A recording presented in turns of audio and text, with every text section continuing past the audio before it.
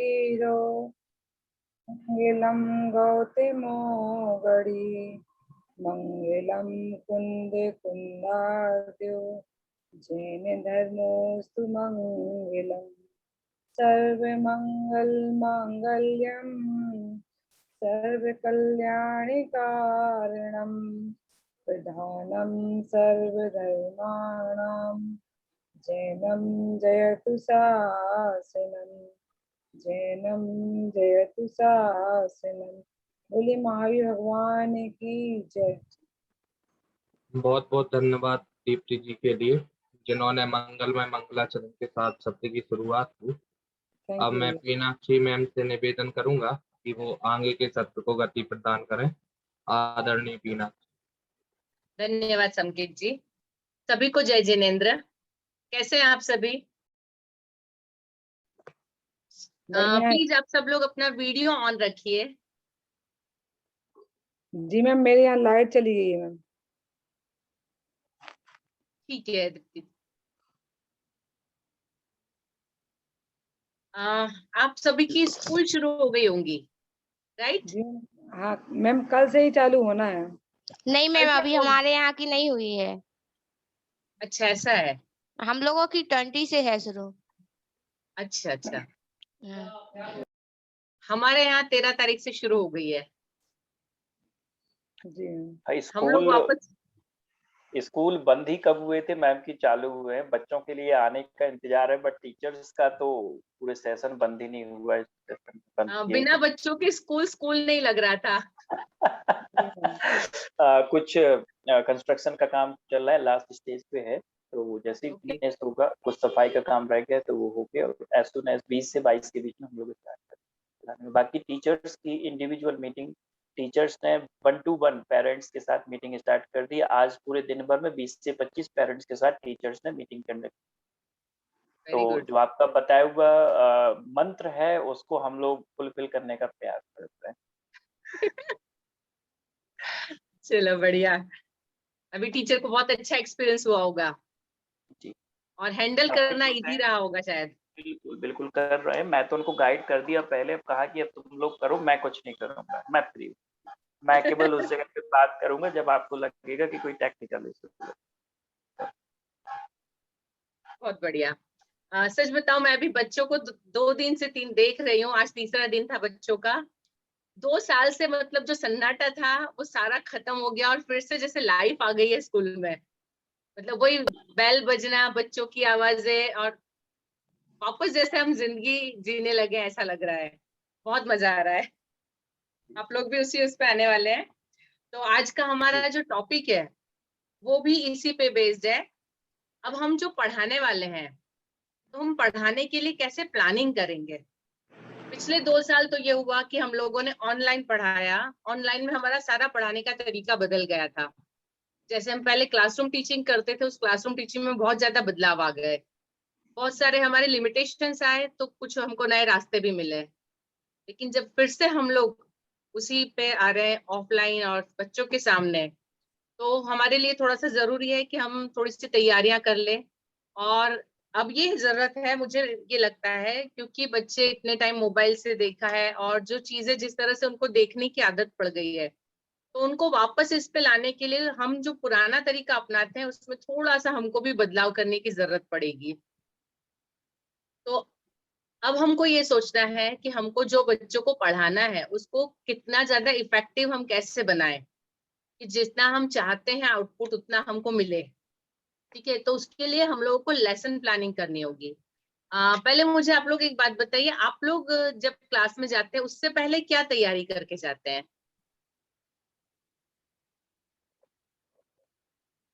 किस तरह की तैयारी होती है आपकी क्लास में जाने से पहले? जैसे कि मैम बच्चों को वैसे एक दिन पहले बता देते हैं कि कल आपका पाठ, हिंदी का पाठ 4 पढ़ाना है। मतलब जी, जो प्री प्लान है घर से ही मतलब करके जाते हैं कि वो पाठ पढ़ते हैं घर पर, उसमें से जो मीनिंग निकल के आती हैं वो अलग से नोटबुक में राइट करती हैं कि बच्चों को इसके बारे में समझाना। और जो उनको टफ मीनिंग लगेंगे, जो बात पाठ पढ़ाएंगे ना, उनसे कहते हैं जहाँ भी आपको इसमें जो शब्द ज्यादा कठिन लगे उसमें आप सर्किल लगा के आना पेंसिल से। जी, मीनिंग समझ में ना आए जिसका अर्थ, तो उसको पेंसिल से सर्किल लगा के आना। तो वैसे ही बच्चे करते, वो उसका जो अपन तैयारी करके जाते हैं तो बच्चों को उसके थ्रू पे बताते हैं। जी जी दीप्ति जी, और कोई बताएगा? मैम हम लोग लेसन प्लान बना के जाते हैं क्लास में, और जो भी टीचिंग एड होता है उसको भी लेके जाते हैं, और जो भी मतलब कि जो भी जरूरत होती है बच्चों को उसको भी साथ में लेके जाते हैं। कुछ एग्जाम्पल दे के बता सकते हैं आप? जैसे मतलब, हाँ आनंद सर बोल रहे हैं।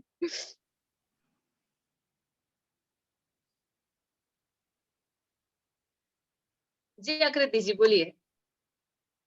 जो लेसन प्लान मतलब कि जो हम लोगों को पढ़ाना है तो पहले से तैयारी करते हैं, तो मतलब कि हम लोगों को पार्ट 1 पढ़ाना है तो हम लोग ये लिख लेते हैं कि पार्ट 1 में ये पढ़ाएंगे, इस तरीके से हम लोग करवाएंगे। और उसमें जो भी टीचिंग एड लगेगा वो भी मटेरियल ले लेते हैं। जैसे उसमें झूले का है तो झूले में क्या क्या आएगा उसका एग्जाम्पल मतलब कि हम लोग लेके जाते हैं और बच्चों को साथ में पढ़ाते हैं। ठीक है, और कोई?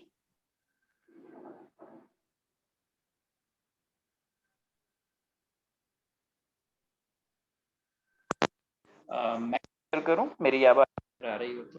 हाँ जी सुनाई दे रही है। आज से लगभग 4 साल पहले हम लोग गोवा के एक स्कूल में, सनशाइन वर्ल्ड वाइड स्कूल में गए थे। वहाँ पे डायरी का उपयोग करना, डेली डायरी टीचर्स की कैसे होती है, लेसन प्लान उसमें कैसे मैनेज करते हैं, उन सबको यूटिलाइज करना सीखा था। तब से हमारे यहाँ टीचर्स की एक डायरी होती है, सत्र की शुरुआत पहले 1-2 बार छपवाई भी है और अभी ऑनलाइन प्रोसेस भी रही, तो उस भी हमने एक सिंपल उनको रजिस्टर प्रोवाइड किया था। तो घर से ही वो लोग अपना लेसन प्लानिंग करके, मीटिंग कंडक्ट करके वो सब कुछ करते थे। इस सेशन में भी अभी स्टार्ट कर दिया है और इस बार हम लोगों ने प्लान को और चेंज किया थोड़ा सा। हमने अभी टीचर्स को पहले से बुला के, बच्चे नहीं आ रहे हैं तो उनसे बोला है कि आप आइए स्कूल में, और टीचर्स आ भी रहे हैं।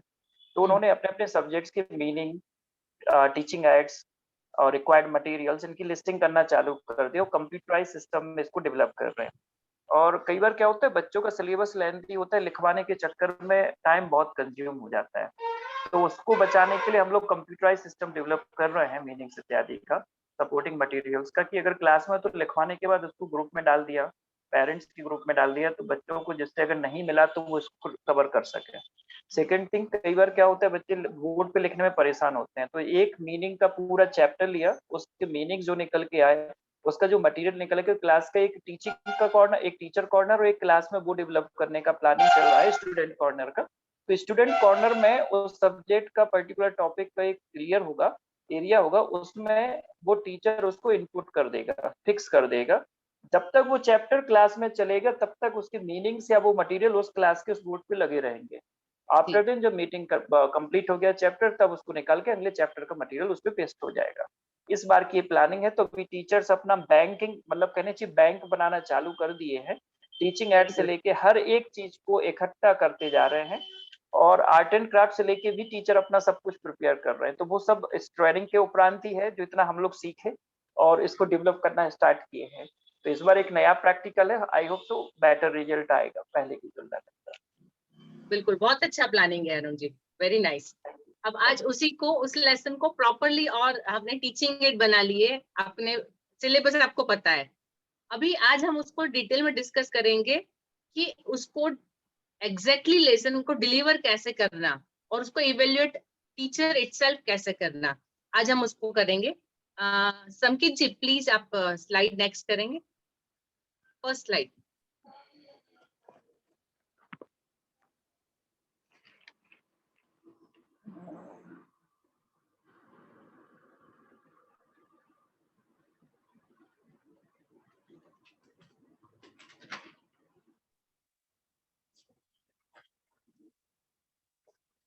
नेक्स्ट पे जाएंगे।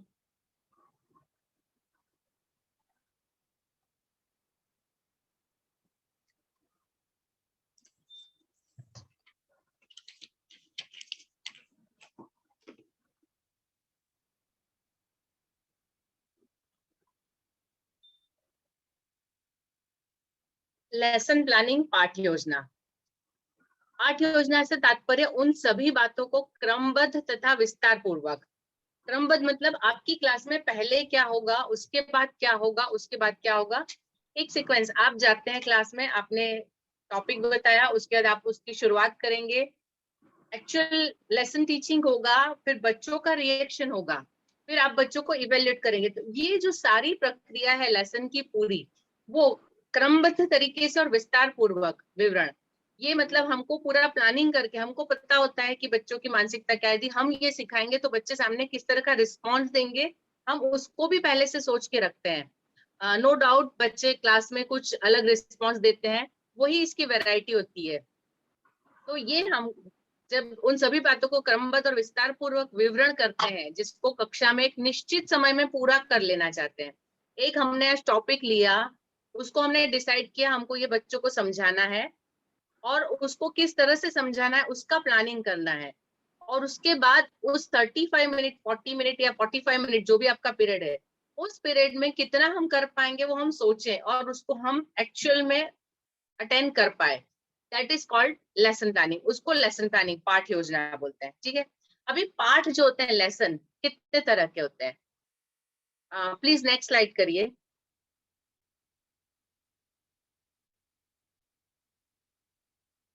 बेसिकली लेसन जो होते हैं वो 3 प्रकार के होते हैं। सबसे पहला है नॉलेज लेसन या ज्ञान पाठ। ज्ञान पाठ मतलब जानकारी, नॉलेज। नॉलेज मतलब कोई भी चीज है वो कैसी है, जब हम ये बच्चों को बताते हैं, यदि आप बच्चों को एबीसीडी सिखा रहे तो आप उनको नॉलेज दे रहे हैं कि ये इस तरह से उल्टा वी करके लाइन करना, ये ए है स्टैंडिंग लाइन, और फिर 2 हाफ सर्कल बनाए तो बी है, ये नॉलेज है। हम ये उनको बता रहे हैं कि इसको बी बोलते हैं, हमने इसको बी कहा है। ठीक है, हम हर भाषा में अलग तरीके से लिखते हैं, हम जो बच्चों को भाषा सिखा रहे हैं उस भाषा में हम नंबर्स लिखते हैं, हम बताते हैं कि स्टैंडिंग लाइन किया तो हम इसको 1 बोलते हैं, कर्व करके नीचे लाइन किया तो 2 बोलते हैं, ये सब नॉलेज है। उसके अलावा यदि हम बोले कि हमने 6-7 के बच्चों को एसएस में राइट्स और ड्यूटी बताए, तो ये नॉलेज लेसन हुआ हमारा। हम उनको कोई भी जो भी पहले से कोई चीज है उसकी जानकारी दे रहे हैं। ठीक है, इसके अंदर हो सकता है हिस्ट्री हिस्ट्री का कोई भी चैप्टर, सिविक्स का कोई भी चैप्टर, साइंस का कोई ऐसा चैप्टर जिसमें हम सिर्फ उनको नॉलेज दे रहे हैं, हम प्लैनेट्स के बारे में बता रहे हैं, हम उनकी गति के बारे में बता रहे हैं, वो किस तरह से रिवॉल्व करते हैं, उनका क्या पाथ है, जितने भी हम उसके रूल्स है वो बता रहे हैं, हम मीनिंग्स बता रहे हैं हमको, हम उनको कोई भी चीज सिखा रहे हैं, नाउन क्या है, प्रोनाउन क्या है, इंग्लिश में सिखा रहे हैं। तो हर सब्जेक्ट में हम जो सिर्फ नॉलेज देते हैं दैट इज नॉलेज लेसन, ज्ञान पाठ। जनरली मोस्टली हम सब लोग यही एक लेसन देते हैं। हमारा मोस्टली सबका हमारा जो सिलेबस होता है हमको मिल जाता है साल के शुरुआत में कि इंग्लिश में ये 20 लेसन पढ़ाने हैं, साइंस में ये 15 लेसन पढ़ाने हैं, मैथ्स में इतना इतना बच्चों को आना चाहिए। ठीक है, तो ये जो हम जो अभी पढ़ा रहे हैं उसमें मोस्टली नॉलेज लेसन चलते हैं, ज्ञान पाठ चलते हैं। हम सिर्फ इंफॉर्मेशन का एक दिमाग से दूसरे दिमाग तक लेना देना, हमको जो पता है हम बच्चों को बता देते हैं। अब अभी इस जमाने में क्या हुआ है, बच्चों के हाथ में मोबाइल आ गया है और इंफॉर्मेशन उनके पास बहुत है, लेकिन उस इंफॉर्मेशन को नॉलेज में कन्वर्ट करना है और बच्चों को डिफरेंस बताना है इंफॉर्मेशन और नॉलेज का। ठीक है, तो ये काम हमको अपने लेसन के थ्रू करना है। इसको हम आगे डिटेल में डिस्कस करते हैं। समकित जी प्लीज नेक्स्ट स्लाइड करिए। जो सेकंड होता है वो अप्रिसिएशन लेसन या प्रशंसा पाठ। प्रशंसा पाठ के अंदर कोई भी बहुत अच्छी सी पोयम, किसी लेखक की स्टोरी या किसी की ऑटोबायोग्राफी, जब हम कोई ऐसी चीज बताते हैं जिसको पढ़ के बच्चे बहुत आश्चर्यचकित होते हैं, अभिभूत हो जाते हैं, उनको पता ही नहीं था, कुछ ऐसी चीजें जानने को मिलती है, या फिर हमको उनको कोई मूवी दिखाते हैं या कोई प्रैक्टिकल होता हुआ दिखाते हैं, साइंस के प्रोजेक्ट है प्रैक्टिकल से वो दिखाते हैं, या कोई चित्र बता के या कोई वस्तुएं बताते हैं, अखबार हो गया, मैगजीन हो गया।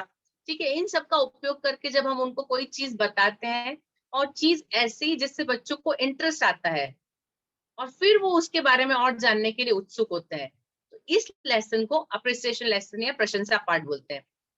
ये भी लेसन हमारे यहाँ होता है, लेकिन हम इसका उपयोग बहुत कम करते हैं इस तरीके का, कम, क्योंकि इसकी गुंजाइश कम होती है। जितना हम कोशिश करें बच्चों को कुछ इस तरीके से पढ़ाएं कि उनको जब लगे कि ये कुछ नया है और वो उसको देखकर उसको जानकर खुश हो, तो ये हमारा लेसन मतलब कारगर होता है, कुछ उसका नतीजा निकलता है, अदरवाइज नहीं निकलता है। Next please. जो थर्ड है वो है स्किल लेसन, कौशल पाठ। कौशल पाठ वो होता है जिसमें कोई बच्चा स्किल सीखता है। स्किल सीखता है मतलब कैसे? जैसे हमने नॉलेज लेसन में हमने बता दिया कि नाउन क्या है और प्रोनाउन क्या है, लेकिन कौशल पाठ तब होता है हमारा लेसन, स्किल लेसन तब बनेगा जब हम उसको सिखाएंगे कि उस नाउन का जो उसने नॉलेज उसको मिल गया, उस नाउन का यूज वो कैसे करेगा, उसका उपयोग कैसे करेगा। यदि उसके सामने बहुत सारी चीजें रखी तो उसमें से वो पहचानेगा कैसे कि वो नाउन है। और जब वो उसको उस एक शब्द को, उसने को नाउन को सीखा, वो इस जगह नाम इस्तेमाल करके जब अपने जीवन में उसका उपयोग करता है, तब हम इसको कौशल पाठ बोल सकते हैं। इसके अलावा हमारा ड्राइंग हो गया, पेंटिंग हो गया, क्राफ्ट हो गया, क्ले मोल्डिंग हो गया, जिससे बच्चे कुछ नया नया, पेपर फोल्डिंग है, ये सारी चीजें जो होती है, ऑरिगेमी वगैरह, ये सारे कौशल पाठ होते हैं। उसके बाद आता है कौशल पाठ मैथ्स में। मैथ्स में हमने उनको इन्फॉर्मेशन दे दिया, सपोज मेजरमेंट है, कैपेसिटी है, ठीक है, तो हमने उनको बता दिया कि किलोग्राम ग्राम का मतलब क्या होता है, मीटर सेंटीमीटर क्या होता है, इन्फॉर्मेशन दे दिया। लेकिन जब हम बच्चों को बताते हैं कि ये में हमारे पास कुछ 1 किलो चीज है, हमको 10 लोगों में बांटनी है और बराबर बांटनी है, तो हर एक को कितना मिलेगा, तो यदि वो बच्चा गिन सकता है कि 1 किलो मतलब इतने ग्राम और हर 10 लोगों को बांटना है, तो 100 ग्राम आएगा। यदि वो इस एंड पे पहुंचता है कि ये 100 ग्राम हर एक के हिस्से में आएगा, तो वो स्किल लेसन है। तब उसने वो स्किल ले लिया, उसने जो नॉलेज था उसको स्किल में कन्वर्ट किया, हम बोल सकते हैं। ठीक है। इसके अलावा हमने यदि उनको कोई नाटक बताया, कोई स्टोरी बताई, और बच्चा यदि उसको परफॉर्म कर सकता है और वो सेम चीज किसी और जगह उसको यूज कर सकता है, देन इट इज स्किल। हमने उसको सपोज किसी चीज, सपोज फेस्टिवल हुए या कोई एक जगह हुई, इसकी जानकारी दे दी, उसके बाद जब हम बच्चों को बोलते हैं कि अब उस जानकारी पे आप 10 लाइन का निबंध लिख के बताइए, और यदि वो बच्चा उसको लिख सकता है, जैसा उसने सुना, जैसा उसने देखा, जैसा उसने जाना, उसको यदि वो कॉपी पे लिख सकता है, तब वो स्किल लेसन है। आई होप इन तीनों का डिफरेंस आप समझ गए हैं। तो हम लोग जो है अभी नॉलेज, ज्ञान पार्ट पे है, और हमको स्किल पे, कौशल पाठ पे पहुंचना है। ठीक है, इसको हम कैसे करेंगे? हर एक के लिए अलग अलग सब्जेक्ट होते हैं, थोड़ा डिफरेंस रहेगा, लेकिन एक चीज हमको ये सोचना है कि हमारा जो टॉपिक है, आप सब लोग अलग अलग विषय पढ़ाते होंगे, आपको डिसाइड करना है कि आपका टॉपिक है वो आप इन तीनों में से कौन सा सही तरीका रहेगा उसको बच्चों को पढ़ाने के लिए। यदि आपका कोई ऐसा टॉपिक है कि आप सिर्फ इंफॉर्मेशन ही दे सकते हैं, तो वो आप उसमें और कोई मतलब आपके पास स्कोप नहीं रहता है, तो अब उस इंफॉर्मेशन को आप कैसे इंटरेस्टिंग बनाएंगे, आपको उसके लिए काम करना रहेगा। ठीक है। संकित जी प्लीज नेक्स्ट स्लाइड करेंगे।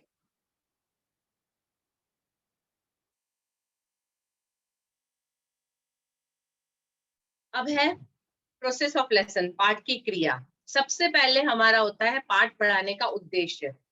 हमको कोई भी टॉपिक जब हम लेते हैं तो सबसे पहले ये सोचना है कि इसको पढ़ाने का उद्देश्य क्या है। यदि आप लोगों ने बीएड किया होगा तो बीएड में जब हम लेसन प्लानिंग लिखते हैं तो सबसे फर्स्ट पॉइंट हम लिखते हैं ऑब्जेक्टिव, उद्देश्य।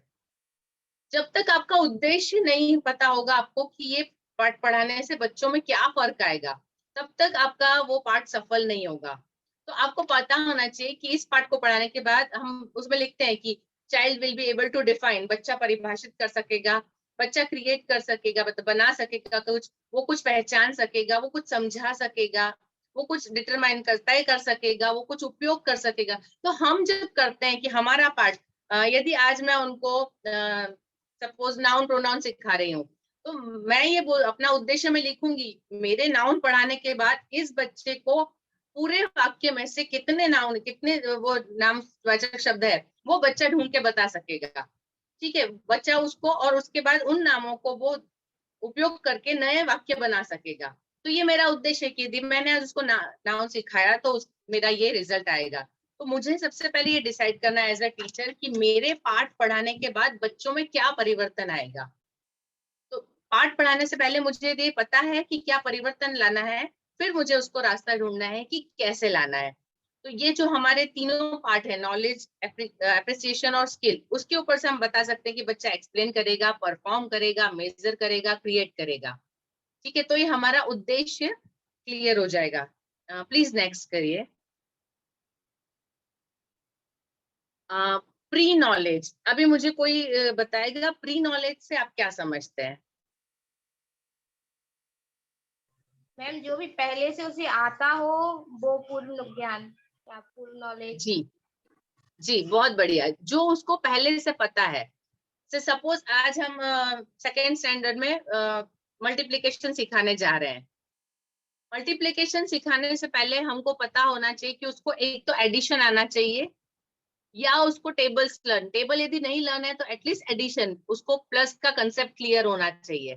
ठीक है, तो हमारा जो लेसन है उसके पहले हमको ये देखना है कि इस लेसन के पहले उसको किस चीज का नॉलेज होना चाहिए, उसके पहले उसके पास क्या ज्ञान होना चाहिए।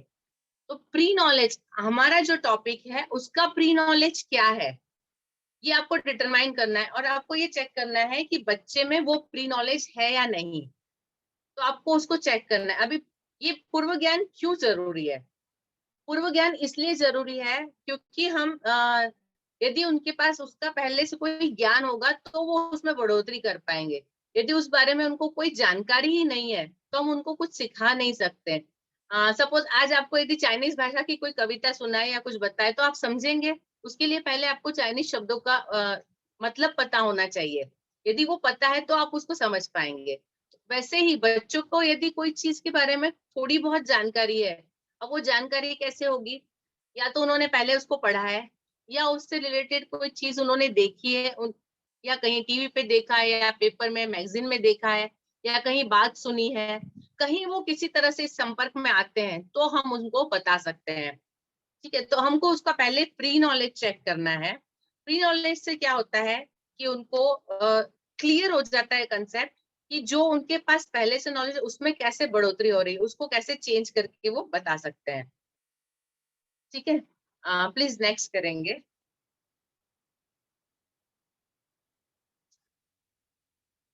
थर्ड हमारा जो पॉइंट है उसके लिए लेसन मटेरियल या पाठ सामग्री। अभी मैंने आप लोगों के लिए यहाँ पे एक मतलब कंसेप्ट लिया है। जैसे सपोज एक लेसन है एरिया एंड पेरीमीटर, और एक अबाउट एनिमल्स। ठीक है, तो मैंने उसके लिए कुछ सामग्री, कुछ पिक्चर्स ले लिए हैं, और एक एरिया पेरीमीटर के लिए मैंने एक स्क्वायर के अंदर ड्राइंग बनाया है। अभी इस स्क्वायर के अंदर ड्राइंग में आपको पहले से बताती हूँ। इसको यदि आप थोड़ा सा जूम करके देखेंगे तो इसके आसपास कुछ नंबर लिखे हुए हैं। तो जब हम एरिया और पेरीमीटर समझाते हैं तो एरिया और पेरीमीटर का कंसेप्ट पहले तो बच्चों को देना है कि एरिया क्या है और पेरीमीटर क्या है। आप बच्चों को एक एग्जांपल में देती हूँ, बच्चों को बता सकते हैं कि एक बगीचा है हमारे पास, उस बगीचे में हमको दो काम करवाने हैं। एक तो उसके अंदर घास लगवानी है, और दूसरा उसके आसपास फेंसिंग लगवाना है, बाड़ बनानी है साइड में। ठीक है, अभी हमको बच्चे को बताना है कि हमको पता है कि उस बगीचे की लंबाई कितनी है, चौड़ाई कितनी है।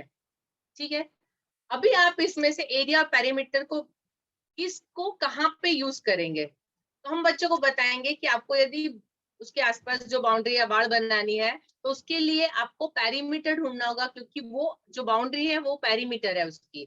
और जो पूरा बीच का एरिया है, मतलब जो बीच की जगह है जहाँ पे घास लगानी है, तो वहां पे हमको एरिया निकालना है। तो हम उनको पेरीमीटर का फॉर्मूला और एरिया का फॉर्मूला उस वक्त उसमें रख के बता सकते हैं।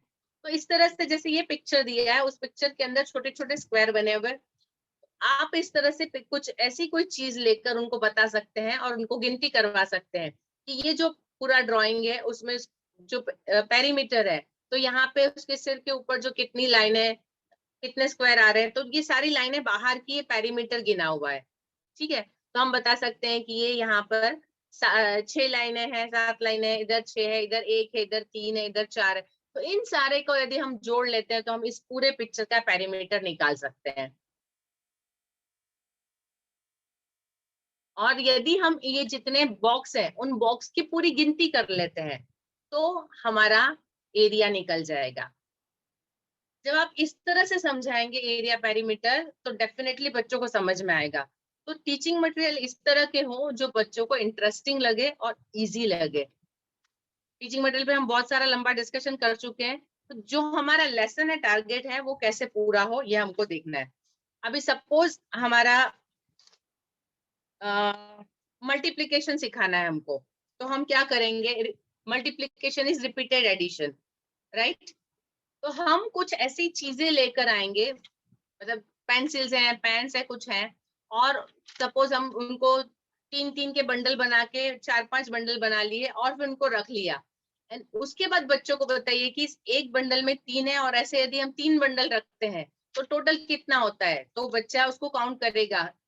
एक एक पहले सिंपल काउंट करवाइए, उसको रख दीजिए, फिर उनको टेबल्स बताइए और उसके बाद उनको बोलिए टैली करने के लिए 3 3 9। तो जब बच्चा इस कंसेप्ट को समझेगा प्रैक्टिकली उस टीचिंग मटेरियल के थ्रू, तो वो कंसेप्ट उसके दिमाग में हमेशा के लिए क्लियर होगा। तो इस तरह से आपको डिफरेंट टीचिंग मटेरियल्स उसके साथ में तैयार करने हैं, ठीक है। अभी आज मैं भी आप लोगों के लिए एक सरप्राइज लेके आई हूँ। मैं आपको बताती हूँ। आप लोगों को देखना है मैं जो चीजें बता रही हूँ, और उसके बाद फिर मेरे क्वेश्चंस के आंसर देना है। तो हम किस टॉपिक पे पहुंचते हैं, let's see. Can you see this?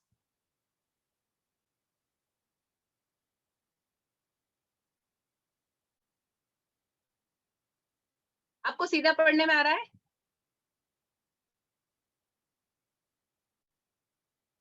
देख सकते हैं आप सब लोग? अमूल चीज स्प्रेड का बॉक्स है। हाँ देख। ओके,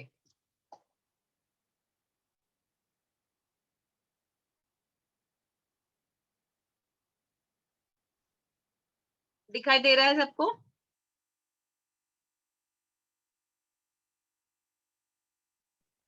आप सीधा पढ़ पा रहे हैं या उल्टा दिख रहा है? सीधा। जी सीधा दिख रहा है। हाँ जी, श्रीखंड का डिब्बा है, ठीक है।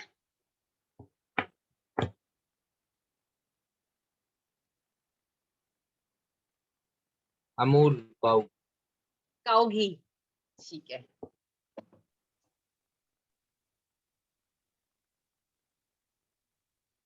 अमूल्य। मिल्क पाउडर, ठीक है, अमूल्य मिल्क पाउडर, ओके।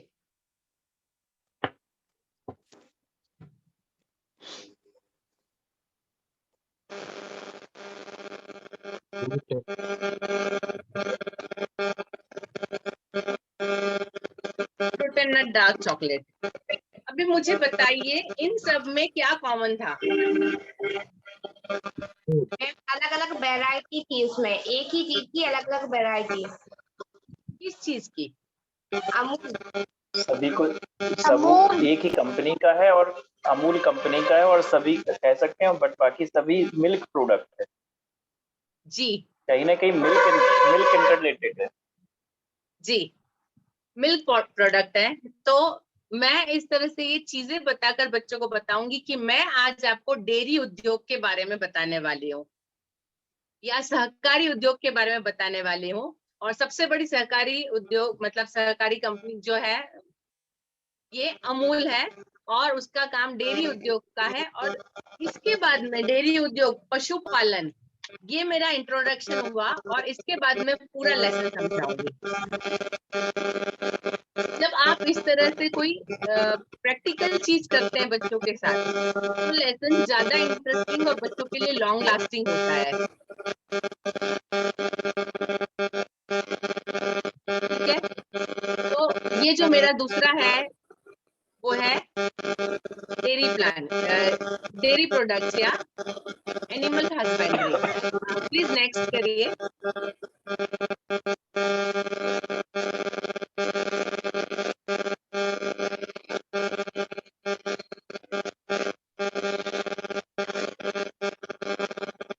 अभी हमने इंट्रोडक्शन दे दिया बच्चों को, हमारा लेसन शुरू हुआ, ठीक है। पहला इंट्रोडक्शन हमने कर लिया, सपोज ये। उसके बाद हमको क्या करना है, नेक्स्ट आपका स्टेप क्या होगा, यह है समझाना, एक्सप्लेन। इसके बाद आपका थोड़ा सा नॉलेज लेसन का पार्ट आएगा। इंट्रोडक्शन जब इंटरेस्टिंग होगा तो आप पूरी क्लास को अपने सामने अट्रैक्ट कर लेंगे, और उसके बाद हम जाएंगे एक्सप्लेनेशन पे। यहाँ एक्सप्लेनेशन के अंदर आपको डिटेल देना है। अभी यहाँ पे आपके पास बहुत सारी चीजें होती करने के लिए, आप या तो उनको पढ़ के समझाइए या उनको न्यूज़पेपर के थ्रू समझाइए। अभी आपका जो लेसन, आपका टॉपिक है उससे रिलेटेड यहाँ सबसे बड़ा एरिया है जहाँ पे आपको सबसे ज्यादा काम करना है। इसमें दो लोगों के काम होता है, एक शिक्षक का और दूसरा स्टूडेंट का। शिक्षक के काम में इंट्रोडक्शन हमने दे दिया, बच्चों को इंट्रोडक्शन मिल गया, उनका इंटरेस्ट बन गया। उसके बाद हमको समझाना है, हमारा जो नॉलेज देना है उसको डिटेल देना है, ठीक है। उसके बाद हमको कुछ ऐसे क्वेश्चंस रखने हैं, कुछ प्रॉब्लम्स बच्चों के सामने रखे और उसके बाद बच्चों को प्रॉब्लम सॉल्विंग, या बच्चों से क्वेश्चन आने हैं और हमको उनका प्रॉब्लम सॉल्विंग करना है अकॉर्डिंग टू सब्जेक्ट। आपका जो भी विषय है, टॉपिक है, आपने उसको कंसेप्ट दिया, उसके बाद आपको प्रॉब्लम सॉल्विंग नेक्स्ट है कि बच्चों के मन में प्रश्न होंगे कि ये क्या है, वो क्या है, या ये कैसे है। हर एक चीज के लिए होता है। आप कोई भी टॉपिक समझाते तो उनके पास जो उनका प्री नॉलेज है उसके हिसाब से उनके पास बहुत सारे प्रश्न होते हैं, तो आपको उनके प्रश्नों का, उनका प्रॉब्लम सॉल्विंग करना है।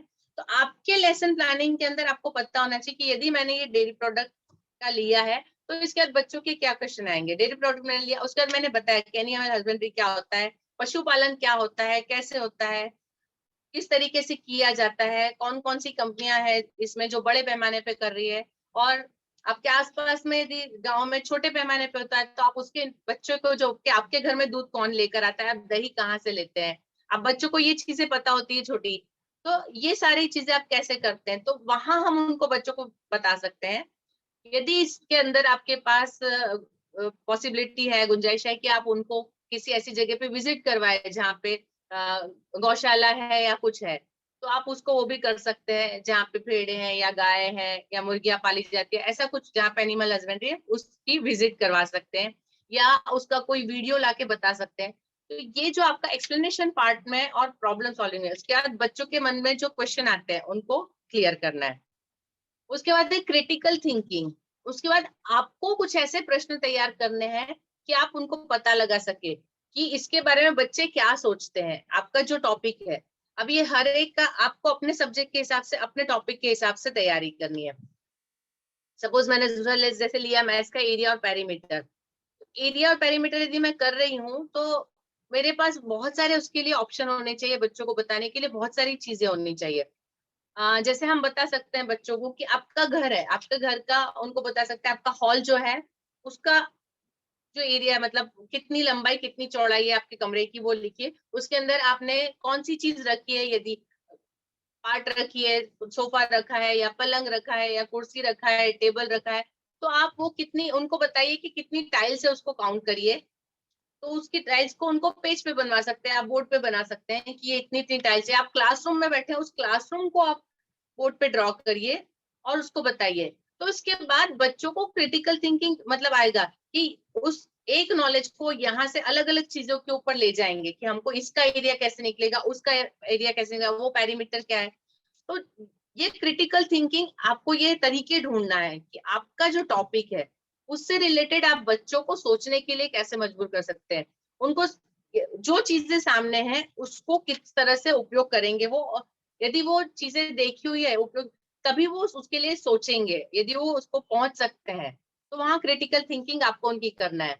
उसके बाद संबंधित वास्तविक जीवन परिदृश्य, एग्जैक्टली उनकी लाइफ में कैसे वो यूजफुल होगा। आपने उनको सिखा तो दिया, समझा तो दिया, पर उसका उनको उपयोग क्या है, तो आप उनको ये समझाइए। जैसे मैं बताती हूँ फ्रैक्शन, मैं बच्चों को जब फ्रैक्शन क्लास में बताती हूँ, फ्रैक्शन को जैसे 1/2 हम पार्ट करते हैं, वो तो बच्चों को टीचर जनरली बोर्ड पे लिख देते हैं, ये न्यूमरेटर है, डिनोमिनेटर है, और ये इस तरह से, या ये बनाया उसके अंदर 3 को शेड किया तो वो हो गया। बच्चे इस यहीं तक रुक जाते हैं कि हमने 5 पार्ट थे उसमें से 3 को शेड किया तो ये 3/5 लिखना है, हमको इतना पता है। लेकिन उसको हम अपनी जिंदगी में कैसे उपयोग में लाते हैं, यदि आपको वो समझाना है तो आप उसको क्या उदाहरण देंगे। प्लीज आप मुझे कुछ उदाहरण बताइए कि यदि मैं फ्रैक्शन समझा रही हूँ और मुझे बच्चों से चाहिए तो मैं क्या बताऊंगी उनको उदाहरण। एक बहुत अच्छा एग्जाम्पल याद आता है मैम, बहुत छोटे का। आवाज आ रही है मेरी? हाँ जी। हम लोग छोटे में थे जब तो टॉफियां चलती थी, वो संतरे की गोली जिसे बोलते थे, और 5 पैसे की वो 2 या 3 आ जाती थी मेरे टाइम पे। तो 5 पैसे 10 पैसे चलते थे। तो हम लोगों में दोस्तों में चलता था कि चलो इसको कपड़ा लगा के दांत से तोड़ के लेते हैं, तो इसका आधा एक का भी 3-3 हिस्सा तोड़ते थे। और ये एग्जाम्पल्स बड़ी आसानी से हम लोगों को हमारे टीचर समझाते थे कि देखो इस तरीके से, हमारे यहाँ उसमें हिंदी मीडियम के पढ़े हैं तो भिन्न कहते थे इसको, तो उस समय इसको तोड़ के बताते थे वो कि इसको आपको देखो आपने टॉफी आपस में तोड़ ली, तो इस तरीके से ही इसको तोड़ना सीखना है। तो ऐसा लाइफ में बहुत सारे एग्जाम्पल्स ऐसे हैं जो हम बच्चे को आसानी से समझा सकते हैं। जी जी अरुण जी, बहुत बढ़िया। हम लोग भी ये करते थे। ऑरेंज टॉफी हमारी उम्र के लोगों को सबको याद होगी। प्लीज टीचर्स, बाकी लोग भी बताइए, आप कुछ बताइए, कुछ नया एग्जाम्पल।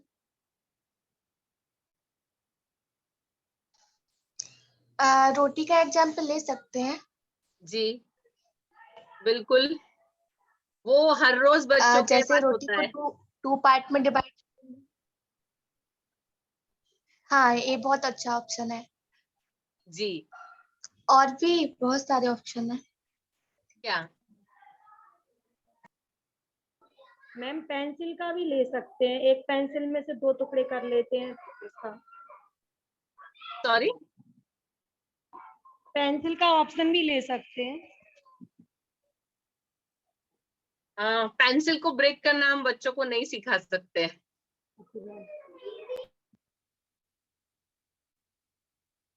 क्योंकि कुछ चीजें हमको क्लास में ऐसी होती है जो मतलब सोच के करना है, कि जो कि हम जो करते हैं बच्चे वो घर जाके और अकेले में जरूर करेंगे, तो ये चीजें हमको सोच के करना है। कोई और एग्जाम्पल?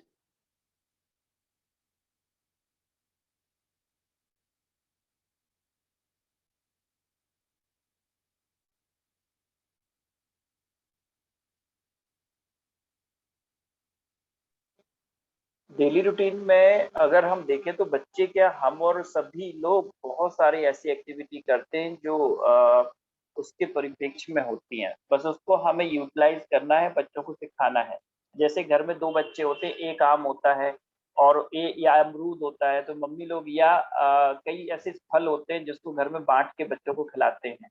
तो ऐसे एग्जाम्पल्स हम उनको बता सकते हैं कि इस तरीके से देखो, इसको 4 भाग करके आपकी माँ ने आपको इसको 4 भाग किए तो 1/4 हो गया है। तो इस तरीके से हम बहुत सारे एग्जाम्पल्स उनकी रूटीन से जुड़े हुए, पानी की बॉटल को आधा भर के और उसको अलग अलग डिवाइड करके, इस तरीके से डेली रूटीन की चीजों को प्रैक्टिकली अगर हम सिखाएंगे तो काफी अच्छे और पॉजिटिव रिजल्ट आ सकते हैं। मैं जो क्वेश्चन पूछ रही हूँ आप सबसे, मैं इसीलिए जब मैंने क्वेश्चन पूछा सब लोग सोच रहे हैं, मैं देख सकती हूँ सब लोग कुछ ना कुछ सोचने में लगे हुए हैं। बस यही चीज आपको अपने क्लास में करनी है, आपको ऐसे क्वेश्चन थ्रो करने हैं कि बच्चे उसके लिए सोचने पर मजबूर हो। मैं बच्चों को बताती हूँ कि हम तरबूज लाते हैं, कोई भी एक इंसान अकेला तरबूज नहीं खा पाएगा, तो हम उसको कट करके टुकड़े करके आपस में बांट के खाएंगे। घर में एक ही तरबूज आएगा, ज्यादा नहीं। तरबूज है, पपीता, ऐसी चीजें जो पूरा कोई भी नहीं खाता है। उसके बाद केक यदि कटता है तो वो हमेशा पीस में खाया जाता है, पूरा नहीं खाया जाता। उसके बाद यदि इस तरह से कोई चॉकलेट है, कैडबरीज जो है, उसके अंदर तो खांचे बने हुए थे, जैसे किट कैट होती है तो उसमें 4 स्लाइड बनी होती है, या ये बड़ी होती है उसमें काफी सारे पीस बने होते हैं। तो बच्चों को ये जो एग्जाम्पल्स हैं बहुत अच्छे से याद रहेंगे, और वो उसको जब अपनी डेली लाइफ में जब उसको यूज करेंगे तब उनको वो एग्जाम्पल याद आएंगे। इसलिए एग्जाम्पल ऐसे लेना कि जो बच्चों के डेली लाइफ से रिलेटेड हो, और उनसे इस तरह के क्वेश्चन जरूर करना कि वो उसको सोचने पे मजबूर हो। ये हमारे लेसन को बढ़ाने के लिए, उसको इफेक्टिव बनाने के लिए। अभी ये सारे कार्य तो थे शिक्षक के कार्य, अब बच्चे क्या करेंगे? प्लीज समकित जी नेक्स्ट स्लाइड करिए।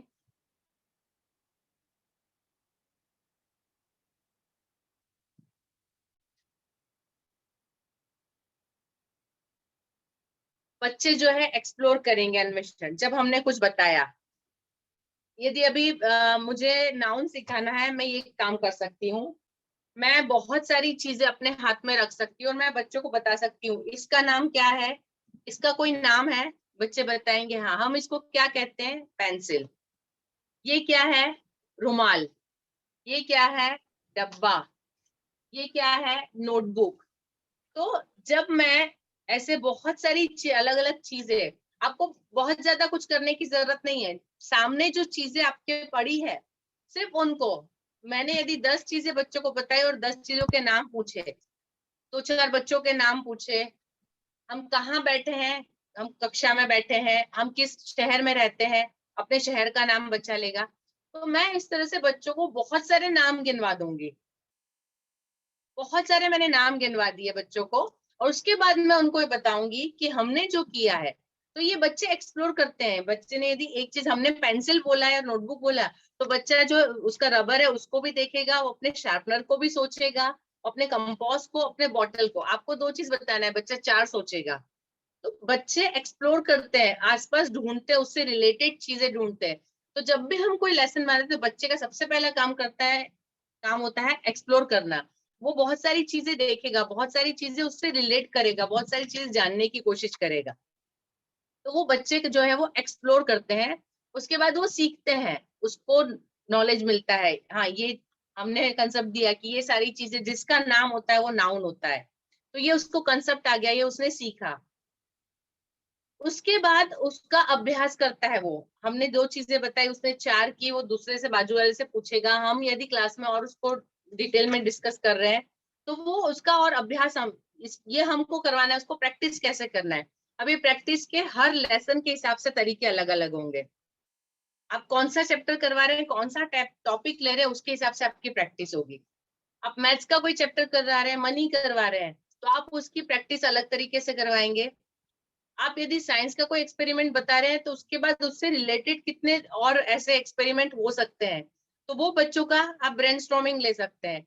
तो हर लेसन को आगे बढ़ाने के लिए तरीका अलग अलग होगा। तो आपको अपने टॉपिक के हिसाब से ये डिसाइड करना है कि जब हमने कंसेप्ट दे दिया, बच्चों ने उसको एक्सप्लोर कर लिया, तो बच्चे उसकी प्रैक्टिस आगे कैसे करेंगे। बच्चों को उसकी प्रैक्टिस करवाने के लिए आप क्या, तो ये आपको पहले से डिसाइड करना है उनके सोच के, ठीक है। उसके बाद चिंतन, बच्चा रिफ्लेक्ट क्या करेगा, बच्चों ने सीखा। हमको ये पता होना चाहिए कि हमारे सीखने के बाद, यदि मैंने आज मनी सिखा दिया, मैंने मेजरमेंट सिखा दिया, लंबाई चौड़ाई सिखा दी, उसके बाद बच्चा कैसे करेगा। हमने बच्चों की स्केल होती है 15 सेंटीमीटर की, उससे उनको पेंसिल का मेजरमेंट करवा लिया, उनके इरेजर का मेजरमेंट करवा लिया और फिर रख दीजिए। उसके बाद बच्चा अपने आप को, अपनी नोटबुक पड़ी है तो उसको मेजर करके देखेगा, उसके पास कोई चीज है दूसरी, वो इवन मेरी पेंसिल छोटी है कि बड़ी, वो अपनी पेंसिल और बाजू वाले की पेंसिल वो भी मेजर करेगा। तो ये जो है बच्चों की एक्टिविटी जो बढ़ेगी, तो ये हमको कि वो कैसे रिफ्लेक्ट करता है, उसको कैसे चिंतन करता है, उसके आगे कैसे सोचता है, उसके लिए हम क्या करेंगे, वो एक्टिविटी हमको प्लान करना है, ठीक है। तो ये बच्चों का काम है, वो कैसे होगा वो हमको तय करना है। उसके बाद आता है बच्चों का रीइंफोर्समेंट। रीइंफोर्समेंट, सुदृढ़ीकरण। इस सुदृढ़ीकरण के लिए हमको बच्चों को कुछ प्रैक्टिस देनी होगी, बच्चों को कुछ ऐसे क्वेश्चंस देने होंगे, बच्चों को कोई ऐसा काम देना होगा कि जो हमने कंसेप्ट बताया है उसको वो यूज करे और उसको करके बता सके, ठीक है। अभी सपोज मैंने क्लास में वर्ब बताया, क्रियाएं मैंने बताई, मैंने इंट्रोडक्शन दिया, एक बच्चे को बोला खड़े हो और हंसो, उसने हंसा, उसको बिठा दिया। दूसरे को खड़ा किया, चलो रो के बताओ, उसने रो के दिखाया। एक को खड़ा किया, उसको बोला जंप करो आके, उसने जंप किया। उसके बाद मैं आऊंगी कि ये सारी क्रियाएं हैं। मैं एक और चीज बच्चों को बताती हूँ कि क्रिया, जैसे इंग्लिश जब सिखाती हूँ तो उनको टेंसेस और वर्ब सिखाने हैं। तो सबसे पहले वर्ब में मैं उनको बोलती हूँ कि हिंदी में जिस शब्द के पीछे ना आता है वो आपकी क्रिया है, वर्ब है। उसके बाद एग्जाम्पल, मेरी जो मतलब है लाइन लंबी चलती है, रोना, हंसना, खाना, पीना, उठना, बैठना, चलना। मैं यदि 10-15 इस तरह से क्रिया बता देती हूँ, उसके बाद बच्चों की लाइन चलती है, कम से कम 5 मिनट तक बच्चों का चलता है, हर कोई अपने हिसाब से, जितने के पीछे ना आता है वो सारी क्रिया है। मैंने तो 10-15 क्रिया बताई, लेकिन मुझे क्लास में से 50 क्रियाएं मिलती है। और जब हर बच्चा इस तरह से सोचता है तो उसके दिमाग में वो कंसेप्ट क्लियर हो जाता है कि वर्ब क्या है, क्रिया क्या है। अभी उसको कंफर्म करने के लिए मुझे उनको कुछ सेंटेंस देने होंगे। तब मैं क्या करती हूँ, मैं उनको बोलती हूँ कि आपका वर्ब है रन, अभी इस रन वर्ब को आप अलग अलग तरीके से सेंटेंस बना के बताइए। अभी कौन कौन सी चीजें में रन यूज होगा? Boy run, computer run, my pen is not running. ठीक है, तो अभी वो बच्चा उस एक क्रिया को कितनी जगह पे उपयोग करेगा? तो ये तैयारी आपको करनी है कि उनका जो सीखा है कंसेप्ट उसको रीइंफोर्स करने के लिए आप क्या करेंगे। आपके टॉपिक के हिसाब से आपको उसकी एक्टिविटी डिसाइड करना है। सपोज एरिया पेरीमीटर हम जैसे डिस्कस कर रहे थे, मैंने बताया कि हम कमरे का लेके बता सकते हैं।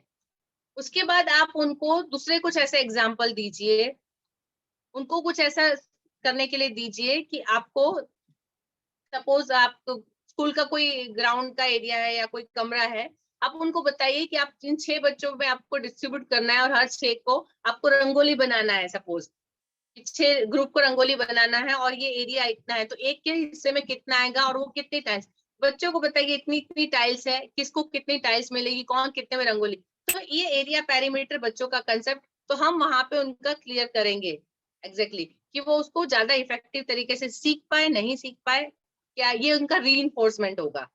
तो आपको अपने टॉपिक के हिसाब से रीइंफोर्समेंट की एक्टिविटी डिसाइड करनी है, या आप क्लास में क्वेश्चंस पूछ के, आप कुछ ऐसे एक्सरसाइज करके, आप कुछ बोर्ड पे लिख के। तो हमने टीचर ने क्या किया, हमने उनको समझाया, एक्सप्लेन किया, कंसेप्ट दिया, ठीक है, बच्चों ने उसको एक्सप्लोर किया, उस पर चिंतन किया, और फिर हमने उनका जो, यदि हमको लगा अभी यहाँ पे ये एक चीज और है, क्लास में पूरी क्लास एक साथ नहीं करेगी, शायद 2-3 बच्चे हैं जो रह गए, नहीं कर पाए, तो हम क्या करेंगे? ये काम हमारे यहाँ पे रीइंफोर्समेंट के समय हमको करना है कि यदि हमने कंसेप्ट दिया और सपोज क्लास में कुछ बच्चे हैं जिनका कंसेप्ट क्लियर नहीं हुआ, तो रीइंफोर्समेंट के समय हमको ऐसी एक्टिविटी करना है कि वो बच्चे उसको फिर से सीख सके, जिनका कंसेप्ट क्लियर नहीं है वो उस कंसेप्ट को कंप्लीट कर सके। अभी एरिया के लिए मेरे पास एक बहुत अच्छा एग्जाम्पल है। एक काम कर सकते हैं आप, संकित जी आप मुझे होस्ट करेंगे, मैं एक पिक्चर शेयर करना चाहूंगी।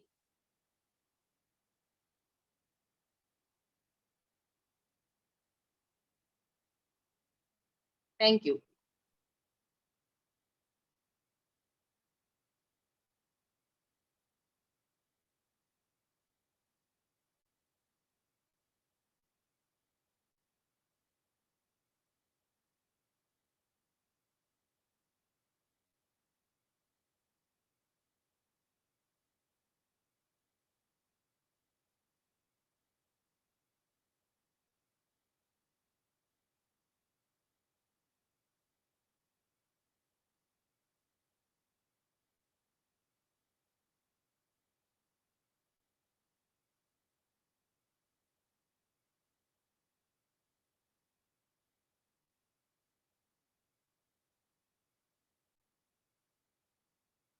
ठीक है, अभी आप लोगों के लिए एक क्वेश्चन है, विच ग्लास हैज मोर वाटर, कौन से ग्लास में सबसे ज्यादा पानी है?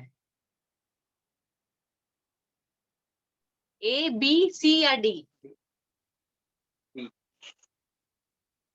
मुझे सबसे जवाब चाहिए।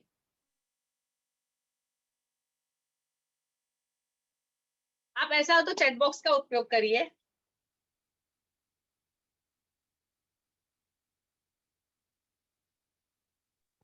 मैम इसमें तो सभी में सेम दिख रहा है, लेकिन सबसे ज्यादा वैसे बी का होगा। आप कौन सा सब्जेक्ट पढ़ाते हैं? मैं Hindi math. Okay, B, okay. अभी आप लोग एक्सपीरियंस थे, आपको समझ में आ गया। अभी ये कंसेप्ट जो है बच्चों को, आपको क्या लगता है बच्चे इसका आंसर दे पाएंगे?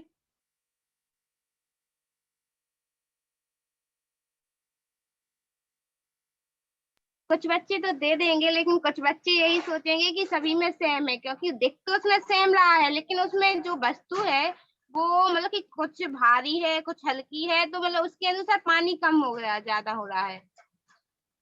जी, आप इस तरह से करके, अब इसके बाद यदि बच्चों को नहीं समझ में आए, जिसको समझ में आता है कि एरिया है वो जितना एरिया लेगा उतना पानी, ठीक है, जिसको समझ में नहीं आया तब आपको क्या करना है, इन चीजों को आपको बाहर निकाल लेना है और उसके बाद आपको बताना है कि अब किस में सबसे ज्यादा है। तो आपको बताना है कि जो चीज ज्यादा जगह गिरती है वो पानी के अंदर ज्यादा जगह गिर रही है, इसलिए उतना पानी कम है। कुछ बच्चे जो समझ सकते हैं, तो ये चीजें रीइंफोर्समेंट के अंदर यूज होती है। जब बच्चे अपना दिमाग लगाते हैं, जो नहीं लगा पाते हैं वो उस वक्त सीखते हैं जब ऐसे कुछ प्रैक्टिकल्स हम देते हैं। ठीक है, तो इस तरह से जो रीइंफोर्समेंट है वो बहुत ज्यादा इंपॉर्टेंट है। ऐसी मतलब एक्टिविटी आप प्लान करिए कि जिन बच्चों ने कर लिया वो जवाब दे देंगे, तो जिसको नहीं समझ में आएगा वो उसके बाद सोचेगा, और यदि वो टीचर से नहीं पूछ सकता है बच्चा, तो एटलीस्ट वो बाजू वाले से पूछेगा कि इसका मतलब क्या हुआ, आपने कैसे समझा। हमारा एम ये है कि बच्चों का कंसेप्ट क्लियर होना चाहिए। तो यदि हमारे से नहीं होता है तो हम बच्चों से उसको कैसे करवाएंगे, क्योंकि पूरा क्लास सेम नहीं होता है। तो ये हमारा एक टारगेट रहेगा। ठीक है, तो इसको रीइंफोर्समेंट को हम इस तरह से यूज कर सकते हैं। तो ये हो गए हमारे बच्चों के कार्य। प्लीज नेक्स्ट स्लाइड पे चलेंगे हम।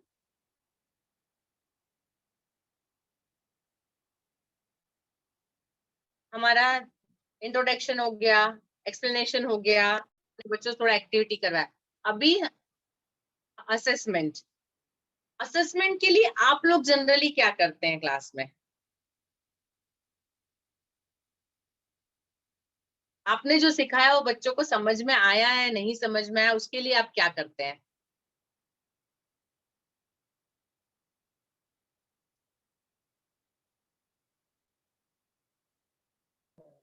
सभी बच्चों से एक एक करके पूछते हैं कि किसको कितना समझ में आया है, और जिसको नहीं आया है समझ में तो उन्हें फिर से रिपीट करके बताते हैं। नहीं, वो समझ में आया नहीं, बच्चा यदि हाँ बोल दिया तो आप कैसे जानेंगे कि वो सही बोल रहा है या गलत बोल रहा है? तो कि कुछ एक्टिविटी वगैरह करवा के मतलब कि उससे निकालेंगे कि वो उसे कितना समझ में आया है।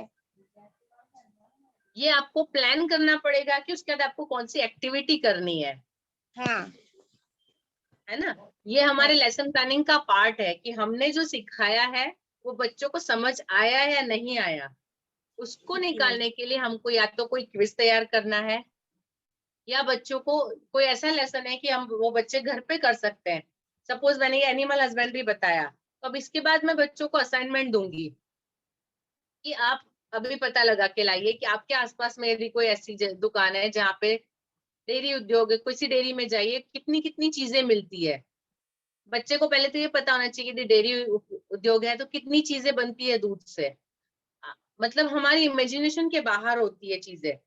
तो बच्चे को पता लगाने दीजिए, सबको लेके आने दीजिए, तो जितनी ज्यादा चीजें आएगी हमको कोशिश ये करनी होती है कि हम जितना हो सके कम बताएं, और बच्चे खुद यदि उसको ढूंढ के लाते हैं तो बच्चों के लिए लॉन्ग लास्टिंग होती है मेमोरी में।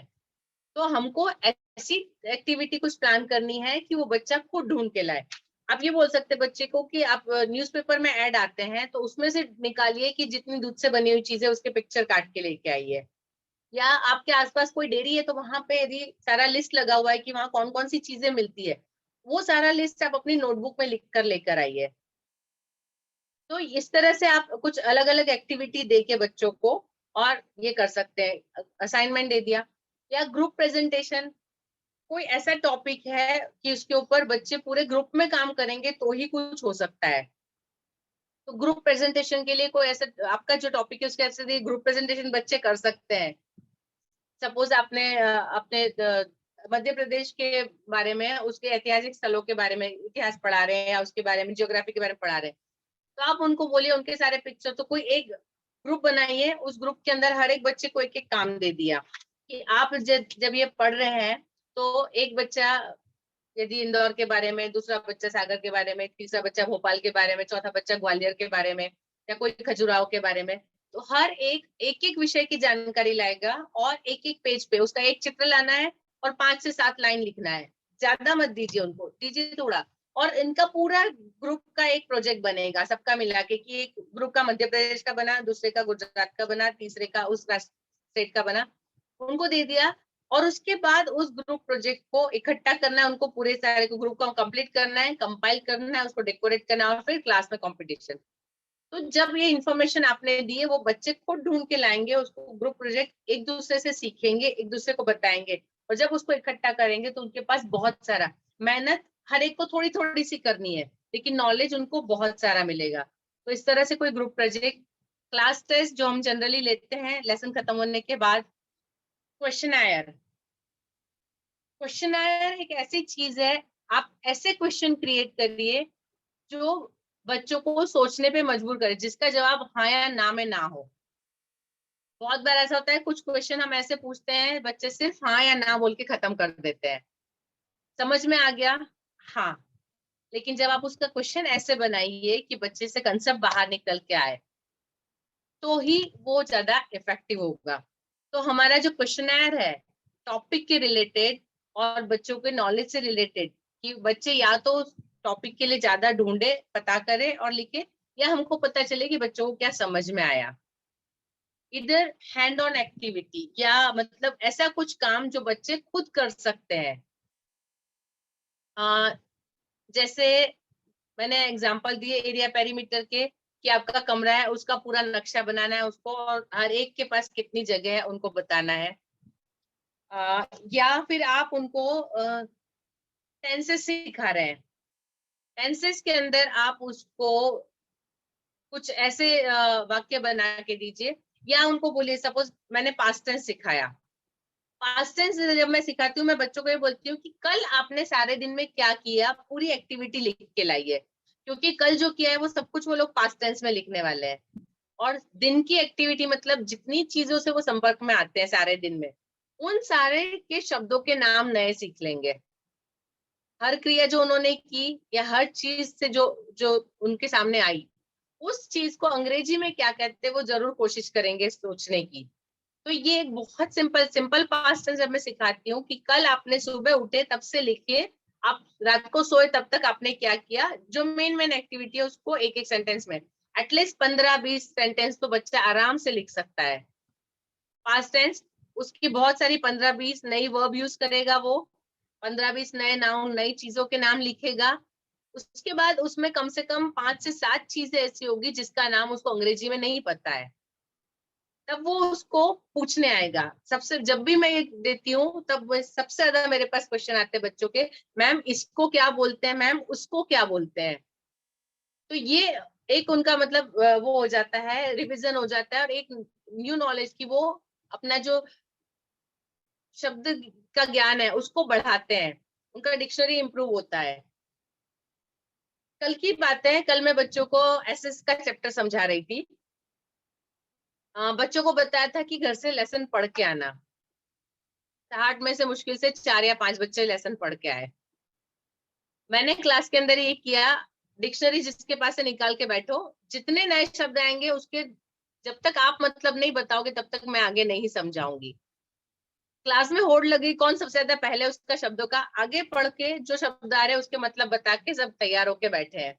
तो कुछ काम ऐसे दीजिए मतलब बच्चे जिसको इन्वॉल्व हो सके और उसको कर सके। तो ये एक्टिविटीज जो होती है वो क्लास में आपको डिसाइड करनी है कि वो किस तरह से होगी। समकित जी हम नेक्स्ट पे चलेंगे।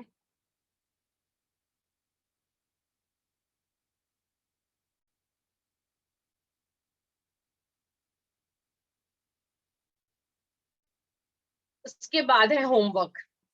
ठीक है, अभी ये मैंने जो आपको एग्जांपल दिए उसके मैंने ये पिक्चर्स बता के रखे हैं। ये मैंने होमवर्क सपोज एरिया पेरीमीटर दिखाया है, तो मैंने डिसाइड किया है उनको बताना है कि use area and perimeter to furnish the room. एक रूम के लिए स्क्वायर्स बना दिए हैं और इस रूम के अंदर नक्शा कैसे बनेगा, आप उस रूम को कैसे सजाएंगे, कौन सी चीज कहाँ होगी, कितनी बड़ी होगी। तो ये बच्चा उस एरिया और पेरीमीटर का जो नॉलेज है उसको यूज करेगा यहाँ पे। तो आपको अपने लेसन के हिसाब से होमवर्क ऐसा चूज करना है कि जो आपका उद्देश्य है, जहां हमने शुरुआत उद्देश्य से की थी वो यहाँ पे खत्म होना चाहिए। कि हमने सोचा था कि वो एरिया पेरीमीटर सीखेगा तो उसको ज्ञान को उपयोग करके और वो कुछ कर पाएगा। तो ये यहाँ पे हमारा उद्देश्य खत्म होगा कि उसने ये करके दिखाया। या हमने यदि एनिमल हस्बेंड्री बताई, हम उनको कोई विजिट करने के लिए बोल सकते हैं, कुछ पिक्चर्स कलेक्ट करने के लिए बोल सकते हैं। मैंने यहाँ पे पिक्चर लिया, एक गौशाला का है, दूसरा अमूल के जितने प्रोडक्ट्स हैं उनको मैंने दिखाया है। तो ये बच्चे बता सकते हैं कि कितने सारे प्रोडक्ट बन सकते हैं दूध से, कितनी चीजें बनती है। हम चीजें यूज करते हैं डेली लाइफ में, लेकिन ऐसी बहुत सारी चीजें हो सकती है जो बच्चे नहीं जानते हैं। तो हम जब पढ़ा लेते हैं उसके बाद वो इसको जानेंगे।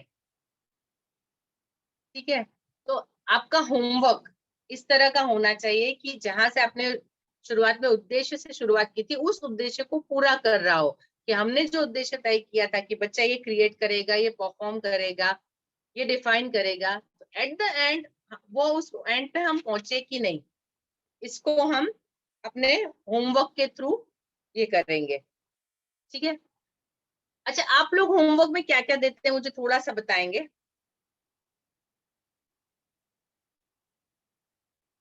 सब्जेक्ट के हिसाब से आप होमवर्क क्या देते हैं?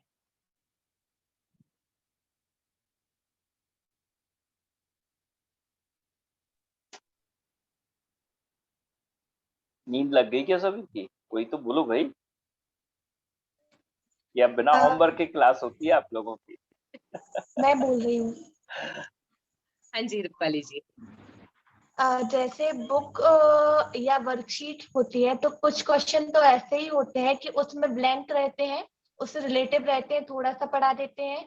आगे का आपको करना, जैसे आप अभी पैरामीटर एरिया के बारे में बता रहे थे, मैं मैथ पढ़ाती हूँ, मैं आपको ध्यान से सुन रही थी।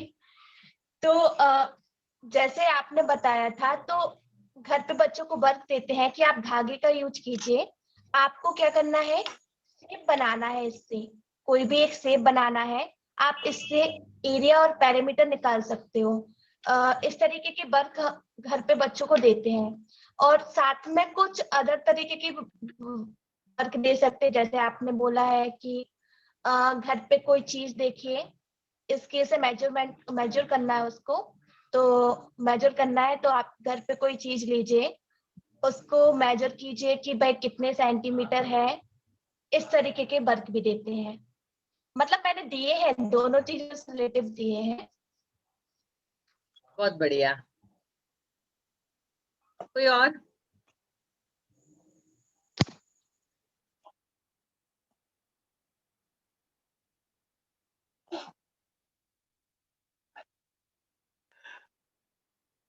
मैं केवल साइंस पढ़ाता हूँ, नॉर्मली जी 8 क्लास में पढ़ाने जाता हूँ। मेरे प्रैक्टिकल कहने चाहिए या वर्क कहना चाहिए, मैं फील्ड में ज्यादा भेजता हूँ। अगर जैसे डॉक्टर का मान लीजिए उसमें आए कि आप मालूम कीजिए कि एंटीबायोटिक क्यों दी जाती है और उसके एक्स्ट्रा यूज होने से क्या फायदा और क्या नुकसान होते हैं, या आप डॉक्टर के यहाँ जाइए, पूछिए उसको ड्रिप कब चढ़ाई जाती है, किस प्रकार की ड्रिप होती है, या आप अपनी म्यूनिसिपैलिटी ऑफिस में जाइए, इसको विजिट करके आइए क्या होता है। तो इन सब चीजों पर मैं ज्यादा कंसंट्रेट करता हूँ, क्योंकि इससे एक तो कम्युनिकेशन स्किल डेवलप होता है, ग्रुप स्टडी होती है, मार्केट में एक पॉजिटिव रिस्पॉन्स मार्केटिंग भी होती है स्कूल की। थर्ड थिंग, बच्चे को सेल्फ कन्वर्जेशन करने की एक हैबिट डेवलप होती है। तो इन सब चीजों को लेके मैं प्रैक्टिकली, और बहुत सारी चीजें ऐसी होती है, जैसे उसमें आता है कि आपको अगर पिकल बनाना है तो घर में डिस्कस करना है कि वो बनाते समय किन चीजों को ध्यान रखना है। आपको एग्रीकल्चर के लिए क्या स्टेप्स यूज किए जाते हैं, प्रारंभ से लेकर अंत तक का पूरा एक स्टेप चार्ट बनाना है। तो एग्रीकल्चर मैन से उसका इंटरव्यू कंडक्ट कराना, फोटोग्राफी करवाना, बच्चे को रिस्पॉन्सिबिलिटी देना कि वो फोटोग्राफी एक ग्रुप में करके आएगा, या वहीं पे किसी व्यक्ति को जो राह चलते व्यक्ति उससे फोटो निकलवा के वो स्कूल के नंबर पे सेंड कराएगा। तो इन सब चीजों से उसको एक कम्युनिकेशन करना और साथ ही साथ उन लोगों के बारे में बारीकी से समझने का मौका मिलता है। तो इस तरीके के होमवर्क मेरे ज्यादा होते हैं, जिसमें फील्ड वर्क को ज्यादा यूज करता हूँ। देखिए एक बार हम लोगों ने बच्चों को करवाया था, क्लास में टीचर ने बच्चों से पोस्ट कार्ड मंगवाया। जब उनको कम्युनिकेशन का लेसन आया, बच्चों से पोस्ट कार्ड मंगवाया, बच्चों से लेटर लिखवाया अपने फैमिली के लिए, और उसके बाद उन्हीं का एड्रेस लिखवा के टीचर ने उसको कलेक्ट कर लिया, और उसके बाद टीचर ने उसको पोस्ट किया, और उसके बाद वो बच्चों को घर पर मिला। तो इस तरह का यदि क्रिएटिव वर्क होगा क्लास में और बच्चों के पास घर पहुंचेगा तो बहुत ज्यादा इंटरेस्टिंग रहेगा। और आप इस तरह से इससे उल्टा भी कर सकते हैं, बच्चों को खुद से बनवा के दीजिए और उनको बोलिए कि अभी किसी और को अपने घर से भेजे, अपने आप खुद भेजे अपने रिलेटिव्स को, और उनको मिलने दीजिए, उसके मिलने के बाद क्या रिस्पॉन्स आता है। तो इस तरह के कुछ क्रिएटिव होमवर्क या कुछ क्रिएटिव एक्टिविटीज जो है वो आप लोगों को प्लान करनी पड़ेगी। अभी एक्चुअली हम सब टीचर अलग अलग है, हम सबके सब्जेक्ट और टॉपिक अलग अलग होते हैं। मैंने 3-4 टॉपिक लिए थे, मैंने उसी के ऊपर अपनी क्लास को रखा। एक इंग्लिश का मैंने जैसे नाउन और ये लिया, एक मैथ्स का एरिया पेरीमीटर लिया, और एक ये एसएस का एनिमल हस्बेंड्री। मैंने 2-3 चैप्टर को लेके आपको पूरा प्रोसेस बताया है। लेकिन मैं आप लोगों से मतलब इसलिए पूछ रही हूँ क्योंकि आप सब अलग अलग सब्जेक्ट पढ़ाते होंगे। भाषा, उसका भी बहुत सारी चीजें हो सकती है। हम जब भाषा पढ़ाते हैं उसमें बहुत सारे हमारे पास स्कोप होता है करने का। जितने आप लोग अलग अलग टॉपिक बताएंगे हम उतना ज्यादा उस पर डिस्कस कर सकेंगे, और जितने हम बातचीत करेंगे उतने ज्यादा हमारे पास नए तरीके आएंगे। इसलिए मैं आप लोगों से ऑलवेज क्वेश्चन पूछती रहती हूँ। ठीक है, चलिए हम नेक्स्ट पे चलते हैं। लेसन रिफ्लेक्शन, ये हमारा क्लास के अंदर पार्ट खत्म हो गया, हमने बढ़ा लिया, बच्चों को होमवर्क भी दे दिया। बट व्हाट नेक्स्ट, उसके बाद क्या? ये टीचर का खुद का काम है, और ये सबसे जरूरी है सेल्फ इम्प्रूवमेंट के लिए। ये सबसे ज्यादा जरूरी है कि पाठ में लगने वाला समय, जैसे हमने पहले प्लान किया जब प्लान किया, हमने सोचा था कि हमारा 35 मिनट 40 मिनट का पीरियड है। हमारा इंट्रोडक्शन में 5 मिनट जाएगा, एक्सप्लेनेशन में हमारा कंसेप्ट देने में 5-7 मिनट 10 मिनट होगा। उसके बाद हम कुछ एक्टिविटी करवाएंगे, हमने रीइंफोर्स करवाएंगे, बच्चों से कर लिया हमारा चला। अभी जब हम बच्चों से रीइंफोर्स कर रहे थे, बच्चों से डिस्कस कर रहे थे, तब हो सकता है कभी ऐसा होता है कि बच्चे कुछ क्वेश्चंस पूछ लेते हैं, हम उसको कुछ की एक टॉपिक को एक्सप्लेन करने में या कुछ उनको एग्जाम्पल देने में हमको टाइम ज्यादा लग जाता है। हमारे उसके बाद के कुछ क्वेश्चन आंसर रह गए, हमारी कोई क्विज थी वो अधूरी रह गई। कई बार ऐसा होता है, मेरे साथ तो बहुत सारा होता है, क्योंकि बच्चे कुछ एक क्वेश्चन ऐसे पूछते हैं। जैसे कल मैं क्लास में ऐसे पढ़ा रही थी, तो बच्चे को बता रही थी कि हमको जियोग्राफी क्यों पढ़ना चाहिए। बच्चे 6 में आए, उनको फर्स्ट टाइम एसएस आया, उनको नहीं पता कि हिस्ट्री, जियोग्राफी, सिविक्स क्या है। फर्स्ट मैंने लेक्चर सिर्फ यही दिया था कि हिस्ट्री, सिविक्स और जियोग्राफी क्या है और क्यों पढ़ना है। मैंने बच्चों से क्वेश्चन पूछा कि आप लोगों में से मलाला को कितने लोग जानते हैं। क्लास में कोई बच्चा नहीं था कि जिसको पता है कि मलाला कौन थी। मैं आप लोगों से पूछती हूँ, आप में से कोई बताएगा मुझे मलाला के बारे में आप क्या जानते हैं? अरुण जी, आपको बाद में पूछती हूँ प्लीज। बाकी टीचर्स, मुझे आप लोगों से जवाब चाहिए। आप में से कोई जानता है मलाला को?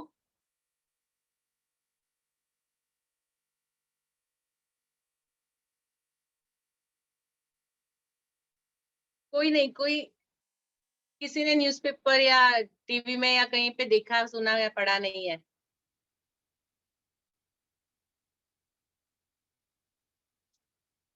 जी अरुण जी। आज से लगभग शैली जी, आपको पता है? एक मिनट अरुण जी। जी शैली जी। मैम, आई थिंक इनको नोबेल पुरस्कार भी मिल चुका है, और शायद इन्होंने अपनी एजुकेशन के लिए बहुत सफर किया था, इस टाइप से कुछ मैटर था इनका। जी शैली जी, बहुत बढ़िया, very good, really very good, बहुत बढ़िया, मुझे बहुत अच्छा लगा। ये वो लड़की है जो मतलब पढ़ने के लिए अपने गांव से दूसरे गांव जाती थी और उसको गोली मारी गई थी। जी हाँ, शांति का रूपाली जी, बिल्कुल सही है। उसको गोली मारी गई थी और किस्मत से वो बच गई, लेकिन उसने अपनी लड़ाई नहीं छोड़ी। वो स्त्री शिक्षा के लिए उसने अपनी आवाज उठाई थी और वो उसमें सफल रही और उसने कोशिश की है। मैंने बच्चों को बताया कि आपको क्यों, मैंने कहा कि आपको जो चीज मिली है, मेरे क्लास में कम से कम 25 लड़कियां बैठी थी। मैंने कहा आप जहाँ बैठे हो, आपकी मम्मी ने आपको टिफिन बना के तैयार करके भेज दिया, आप बस में यहाँ तक आ गए और आप स्कूल में क्लास में आके बैठे हो। आपको जो मिला है, आपको उसकी कीमत नहीं पता है कि आपको क्या मिला है। इस दुनिया में, हम आज जिस दुनिया में रह रहे हैं, उस दुनिया में अभी भी कुछ लोग ऐसे हैं कि जिनको सिर्फ एजुकेशन के लिए गोलियां खानी पड़ती है। बच्चे मतलब अवाक थे सोच के, क्योंकि उन्होंने ये चीज कभी मतलब उनको पता ही नहीं है कि ऐसा कुछ हो सकता है, दुनिया में ऐसा कुछ है। तब मैंने बताया उनको कि ये हमको जियोग्राफी और सिविक्स क्यों सीखना है, क्यों पढ़ना है, हमको दुनिया के बारे में क्यों पता होना चाहिए। एटलीस्ट हम वैल्यू कर सके, हमको पता हो कि हमको जो चीजें मिली है उसकी कीमत क्या है। क्योंकि जो मुफ्त में चीजें मिली होती है ना, उसकी कीमत किसी को नहीं होती है। जब तक वो चीज छीन नहीं जाती तब तक उसकी कीमत पता नहीं चलती। इसलिए वो छीने उससे पहले कीमत जान लोगे तो आप उसको संभाल के रखोगे। ये बच्चों को कंसेप्ट देना था मुझे, इसलिए मैं, तो ये जब मेरा टॉपिक चला क्लास के अंदर तो मेरा टॉपिक थोड़ा लंबा चल गया। तो मुझे मतलब कई बार ऐसा होता है मुझे कि जो मेरा टारगेट होता है वो मैं खत्म नहीं कर पाती हूँ। तो मुझे पाठ के बाद सोचना है कि हमने जो सोचा था समय, क्या उतना समय लगा या उससे ज्यादा लगा, या पाठ का कोई हिस्सा विद्यार्थियों के लिए मुश्किल रहा। जब हम डिस्कस करते हैं, हम जब पाठ पढ़ा लिया, उसका टेस्ट लिया, तब हमको पता चलता है कि हमारे यदि 35 बच्चे क्लास में थे, उसमें 25 या 30 बच्चे थे जो हम जो सोचते थे उसका up to the mark at least 70-80% तक पहुंच पाए। लेकिन 10 बच्चे ऐसे हैं जो आधी चीजें कर पाए, आधी चीजें नहीं कर पाए। तो ये हम अभी हमारे पाठ की कहीं पे गलती है कि हम उन 10 के दिमाग तक क्यों नहीं पहुंच पाए या क्या। तो हमको ये सोचना है कि अभी हम अपने पाठ में ऐसा क्या चेंज लाए, किस तरह से उसको बदले कि हम उसको 100% तक ले जाए। क्या पाठ का कोई भाग समझने में मुश्किल आई? हमने तो समझा लिया, हमने पूरा प्लान किया था, हमने पूरी एक्टिविटी की, हम TLM भी ले गए बहुत, लेकिन पर्टिकुलर कोई एक चीज सभी बच्चों के समझ में नहीं आई। कई बार ऐसा होता है कि हम दे देते हैं कंसेप्ट, जैसे मैंने बताया फ्रैक्शन के लिए बच्चे समझ जाते हैं कि फ्रैक्शन है, उसमें कर लिया, उसको ये लिख लिया 2/2। फिर 6th स्टैंडर्ड के बच्चे हैं, उनको एडिशन करना है। आज का मैंने एग्जांपल, आज मैंने एक बच्चे को इंटरव्यू में पूछा, मैंने उसको लिख के दिया कि 2/3 प्लस 3/6 इसको ऐड करके बताओ। उसने ऊपर के दोनों का प्लस, नीचे के दोनों को प्लस करके लिख दिया। अभी ये कंसेप्ट ही क्लियर नहीं उनको कि हम फ्रैक्शन है उसका एडिशन किस तरह से करेंगे, क्योंकि जब उनके टीचर ने सिखाया होगा तब उन्होंने इसको डिटेल में नहीं समझाया बच्चों को। उसका जब तक इस फ्रैक्शन को प्रॉपरली पिक्चर्स के थ्रू आप कुछ उसको एक्टिविटी करके नहीं बताएंगे, बच्चों को कंसेप्ट समझ नहीं आएगा। आप सीधे बोर्ड पे यदि इसको प्लस करना है, इसका LCM निकालना है, ऐसा करना है, तो वो नहीं समझ सकते। आपको ये करना होगा कि एक कुछ पाइप जैसा कुछ लिया, उसके 3 टुकड़े किए, एक पेपर लिया, उसके 3 टुकड़े किए, एक पेपर लिया, उसके 6 टुकड़े किए, दोनों सेम साइज के पेपर है। उसके बाद उसके कुछ टुकड़े अलग करिए और उसको बताइए कि ये मैंने 1/6 अलग किया, ये मैंने 1/3 अलग किया, ये टोटल कितना हुआ इस पूरे के पार्ट में से। आई होप मैथ्स के जो टीचर होंगे वो मैं जो समझा रहे हैं वो इजीली समझ जाएंगे। तो जब हम ऐसी 2 चीजें करके उसको 2 अलग फ्रैक्शन में करके और उसको मिला के बच्चों को बताएंगे और फिर हम उनको बताएंगे कि हमको इसका LCM निकालना है, लोएस्ट कॉमन मल्टीपल कैसे निकालेंगे, उसको कैसे ऐड करेंगे, तब वो बच्चे को क्लियर होगा। तो हमको ये सोचना है कि यदि हम कहीं पे सारे बच्चों को नहीं सिखा पाए तो कहाँ पे मुश्किल है, तो उसको कैसे आसान करना है, उसके लिए क्या हमारे पास बेस्ट तरीका हो सकता है। ठीक है, उसके बाद विद्यार्थियों का उत्साह बना रहा। हम जब शुरुआत की इंट्रोडक्शन दिया बड़े इंटरेस्ट से सीख रहे थे, लेकिन जब हम उनको डिटेल समझा रहे थे तो थोड़ा सा इंटरेस्ट छूट गया। यदि हमने एक्टिविटी की तो इंटरेस्ट है, लेकिन जब हम उनको कुछ बता रहे हैं तो इंटरेस्ट है। तो हमको ये देखना है कि पूरे में उसका उत्साह यदि नहीं बना रहा तो कहाँ पे बच्चे छूट रहे हैं, कहाँ पे उसको हमको और इंटरेस्टिंग बनाना है। और last but not least, next class में हम इससे क्या इम्प्रूवमेंट करेंगे, इससे हमने वो क्या चीज सीखी इस क्लास से कि जो हम अपने नेक्स्ट क्लास में इम्प्रूव करना चाहेंगे। ठीक है, हम बहुत सारी चीजें होती कि जब हम करके, तो अभी नेक्स्ट क्लास में हम जब आ जाएंगे तो हम ये चीज हम सोच के रखते हैं कि हम ये चीज तैयार करके रखेंगे, या हम ये TLM नहीं यूज करेंगे, या हम ये TLM के साथ दूसरा ये भी, या हम ये असेसमेंट के लिए क्वेश्चन देंगे। तो हमको अगली कक्षा के लिए क्या करना है वो हम लेसन के बाद, यदि हम वो नहीं लिखते हैं तो हमारे पूरे उसका कोई उपयोग नहीं रहता है, क्योंकि हम फिर से नेक्स्ट टाइम पे उसी स्टेज पे रहेंगे जहाँ पे आज थे। तो जो हमारा लास्ट पोर्शन है कि लेसन रिफ्लेक्शन, हमारे पाठ करने के बाद हमको अपना स्वयं का मूल्यांकन करना है कि हमारा जो पाठ था वो कितना कारगर रहा।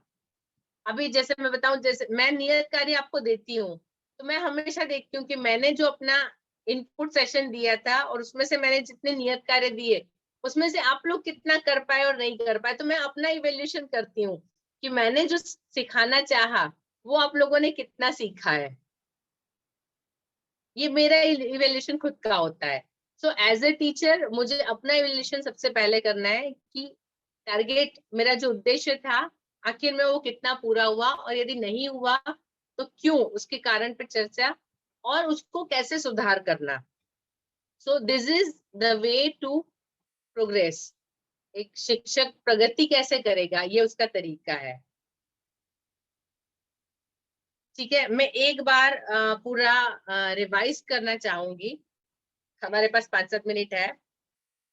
समकित जी सारी स्लाइड एक बार फिर से चलाएंगे।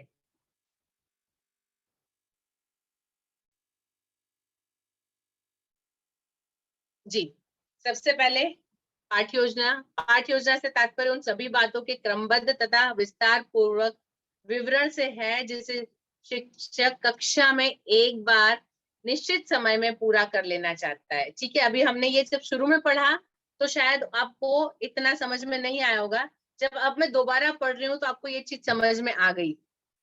आई होप ना ये डेफिनेशन आप लोगों को अब क्लियर है कि पाठ योजना का मतलब क्या होता है। ठीक है, नेक्स्ट स्लाइड करेंगे।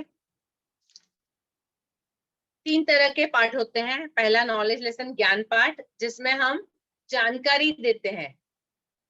ठीक है, हम ये हिस्ट्री का, जियोग्राफी का लेसन, कौन सी जगह कहाँ पर है, नॉर्थ में है, साउथ में, ईस्ट में है, या हमने कोई पेड़ पौधा है कि उसमें कितने पार्ट है, फोटोसिंथेसिस किस तरह से होता है, कौन सा पार्ट उसमें भाग लेता है, कौन कौन सी चीजें जरूरी है, सूरज की गर्मी जरूरी है, हवा जरूरी है, मिट्टी में पानी जरूरी है, न्यूट्रिएंट जरूरी है, तब ये सारी प्रोसेस होगी। या हम शब्दों के मतलब बता रहे हैं कि हिंदी में हम क्या बोलते हैं उसको अंग्रेजी में कैसे कहा जाता है, तो ये नॉलेज लेसन होता है। ठीक है, प्लीज नेक्स्ट स्लाइड करिए।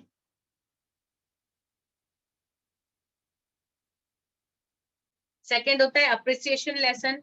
अप्रिसिएशन लेसन जिसमें बच्चे अप्रिसिएट करते हैं, खुश होते हैं, उनको आनंद आता है, कुछ नई चीज उनको देखने को मिलती है, नई चीज जानने को मिलती है, जैसे कोई मूवी दिखाना, पिक्चर्स दिखाना, कोई डेमोन्स्ट्रेशन दिखाना, कोई बहुत अच्छी सी कविता या कोई बहुत अच्छी सी कहानी सुनाना, कोई बहुत किसी व्यक्ति के बारे में उसकी ऑटोबायोग्राफी बताना, या किसी न्यूज़पेपर में कोई बड़ी सी न्यूज पढ़ के बताना, कोई इंटरेस्टिंग न्यूज पढ़ के बताना उनको, या किसी विषय पे जानकारी आई है तो वो उनको बताना, कुछ मैगजीन से कुछ पिक्चर्स बताना, या कोई चीज उपयोग करके बताना कि हम इसका उपयोग किस तरह से करते हैं। तो ये सारी चीजें हमारे अप्रिसिएशन लेसन में आती है। प्लीज नेक्स्ट करिए। स्किल लेसन, कौशल पाठ, ये ऐसे लेसन होते हैं जहाँ पे बच्चे खुद कुछ करके सीखते हैं और सीखने के बाद उसका उपयोग कर सकते हैं। वो कुछ बना सकते हैं, कुछ क्रिएट कर सकते हैं, कुछ यूज कर सकते हैं। ठीक है, इसके लिए drawing, painting, clay work, computer program, आपने उनको कंप्यूटर का सपोज प्रोग्राम सिखा दिया, आपने बताया कि वर्ड के अंदर कोई भी फाइल कैसे खोली जाती है, उसमें कैसे टाइपिंग की जाती है, या एक्सेल की फाइल के अंदर कैसे आप किसी नंबर का एडिशन करेंगे, या पूरे क्लास की समरी कैसे करेंगे। तो जब ये चीजें बताए तो जब बच्चा उसको कर सकता है तो ये सारे स्किल लेसन में आते हैं। या कोई बच्चों को आपने पैसे सिखाए तो उनको बिल टैली करना बताया, या आप उनको कुछ प्लानिंग करने के लिए दे सकते हैं कि आपको यहाँ से यहाँ तक जाना है, इतना किलोमीटर होगा, इतना किराया है, आप किस तरह से सारा मैनेज करेंगे, यहाँ से आप जाएंगे, रिक्शा का किराया होगा, बस का किराया, तो एक पूरी विजिट प्लानिंग आपसे करवाई रुपीज में। तो ये इस तरह से आप उनको कुछ स्किल सिखा रहे हैं, वो उसको प्रैक्टिकल लाइफ में यूज करेंगे। नाटक करना होता है, कोई एक स्टोरी सुना दी, कोई एक नाटक बता दिया, उसके बाद बच्चे उसको किसी एक पात्र को खुद मंचन करके बताए, क्लास के अंदर बोल के बताए कि वो किस तरह से बोलता है, किस तरह से सोचता है। हम ये कर सकते हैं भाषा में कि कोई, हमने बताया कि एक सिचुएशन दे दीजिए कि वो एक पात्र है, वो इस सिचुएशन में किस तरह से व्यवहार करेगा। तो यहाँ बच्चों की अपनी थिंकिंग, अपना स्किल चलता है, वो उसको उसी तरह से एक्ट करके बता सकते हैं। या हमने उनको इंग्लिश सिखाया, हमने उनको टेंसेस सिखाए, simple present, simple past, simple future, तो बच्चा, हम एक टेंस में क्वेश्चन ले रहे हैं तो बच्चा दूसरे में उसका आंसर देगा, उसको चेंज करके बताएगा, उसको फ्यूचर में करके बताएगा, और वो अपनी लाइफ में उन सेंटेंस को यूज करेगा। प्लीज नेक्स्ट करिए। ऑब्जेक्टिव, हमारा ऑब्जेक्टिव क्लियर होना चाहिए, हमको पता होना चाहिए कि हमारा लेसन करने के बाद बच्चा क्या कर पाएगा। यदि हमने उसको सपोज बताया है कि वर्ब क्या है, तो वो आइडेंटिफाई करेगा कि सेंटेंस में से वर्ब ये है। हमने उसको बताया है कि वो एक प्रोग्राम कंप्यूटर में बना सकता है, तो वो क्रिएट करेगा, अपनी खुद की फाइल बनाएगा, उस फाइल के अंदर इंफॉर्मेशन टैली करेगा। ठीक है, उसको मेजरमेंट सिखाया है तो वो बता सकता है कि इतनी चीजों का यदि उसको खरीदना है तो कितना उसको पैसा लगेगा। यदि उसको मैंने 50 रुपए का नोट दिया है और उसकी चीजें कितने रुपए की आए तो कितने रुपए वापस लेके आएगा, तो ये सारी चीजें गिनना करना। तो ये हमारा उद्देश्य होता है कि हम जो ये लेसन सिखाएंगे उसके बाद बच्चे क्या सीखेंगे। प्लीज नेक्स्ट करिए। प्री नॉलेज, ये पिक्चर देख के आप उसको समझ सकते हैं, बच्चा है उसके पास प्री नॉलेज थोड़ा बहुत है, टीचर के पास बहुत सारा नॉलेज होता है, लेकिन जब तक उससे लिंक नहीं करेगा बच्चे उसको एक्सेप्ट नहीं करेंगे। तो हमारे पाठ को प्रभावी बनाने के लिए और जो हमारा विषय है उसके सामंजस्य बनाने के लिए उनका जो प्री नॉलेज होता है वो सबसे ज्यादा काम आता है। तो हमको उनका जो प्री नॉलेज है उसको यूज करना है। जैसे फोटोसिंथेसिस सिखाना है तो पहले हमको पार्ट ऑफ प्लांट्स पता होने चाहिए, लीफ क्या होती है, रूट क्या होती है, उनको पता है, तब हम बता सकते हैं कि फोटोसिंथेसिस लीफ के अंदर होता है, किस तरह से होता है, उसमें क्लोरोफिल होता है, वो सनलाइट होती है, सनलाइट में वो पानी लेता है, एयर लेता है, सनलाइट होती है, देन स्टार्च बनता है, और स्टार्च उसके बाद फ्रूट्स में और इसमें सेव होता है। तो जब तक वो पार्ट्स ऑफ प्लांट नहीं पता है आप उसको फोटोसिंथेसिस नहीं सिखा सकते। तो उनका जो प्री नॉलेज है उसको हमको यूज करके आगे बढ़ना है। प्लीज नेक्स्ट करिए। टीएलएम, आपको लेसन प्लानिंग तैयारी करना है, आपको जो लेसन पढ़ाना है उससे रिलेटेड टीएलएम तैयार करने हैं। टीएलएम हम बहुत डिस्कस कर चुके हैं। नेक्स्ट, लेसन प्रोसीजर, दो चीजें होती है, एक टीचर और दूसरा स्टूडेंट। टीचर के काम इंट्रोडक्शन देना, एक्सप्लेन करना, प्रॉब्लम सॉल्विंग, समस्या को सुलझाना, बच्चों का आलोचनात्मक चिंतन, बच्चों की क्रिटिकल थिंकिंग को बढ़ाना, और उसके साथ संबंधित वास्तविक जीवन परिदृश्य, रिलेटेड रियल लाइफ सिनेरियो जो होता है वो उसको बताना और बच्चे को रिलेट करवाना। अब बच्चे क्या करेंगे, प्लीज नेक्स्ट करिए। बच्चों का काम है अन्वेषण, एक्सप्लोर करेंगे वो उसको, पहले तो उसके बारे में जानेंगे, उसको बहुत सारी चीजें रिलेट करेंगे, उसके बाद वो उसको सीखेंगे, उसके बाद हम उनको प्रैक्टिस देंगे, वो उसकी प्रैक्टिस करेंगे। जब प्रैक्टिस करेंगे तब वो उसके बाद सोचेंगे, रिफ्लेक्ट करेंगे वो उन्होंने जो सीखा है वो, और उसके बाद ये जहाँ पे हमको लगता है कि कहीं कुछ गलती है, कहीं कुछ है, तो हम ये सुनिश्चित करेंगे कि वो सही करें, हम उनको रीइंफोर्स करेंगे। Please next. असेसमेंट, हमने जो सिखाया बच्चों ने कितना सीखा उसके लिए हम प्लानिंग करेंगे, क्विज है, असाइनमेंट है, ग्रुप प्रेजेंटेशन है, क्लास टेस्ट, अकॉर्डिंग टू हमारे सब्जेक्ट, क्वेश्चनर या एक्टिविटी, जो हमारा टॉपिक है उससे रिलेटेड हम उसका मूल्यांकन का तरीका तय करेंगे। Next, homework. होमवर्क ऐसा इफेक्टिव होना चाहिए, हमारे टॉपिक का जो हमारा उद्देश्य था होमवर्क में वो पूरा हो जाए। हमने जिस उद्देश्य से पाठ शुरू किया था होमवर्क के अंदर वो बच्चा यदि कर सकता है, वो घर जाके बता सकता है कि ये ऐसे होता है, ये ऐसे होता है, तो हमारा पाठ सफल हो गया, हमने पूरा किया। Then last but not least, हमारा स्वयं का मूल्यांकन, हमारा लेसन रिफ्लेक्शन। और लेसन रिफ्लेक्शन हर टीचर को लिख कर रखना चाहिए।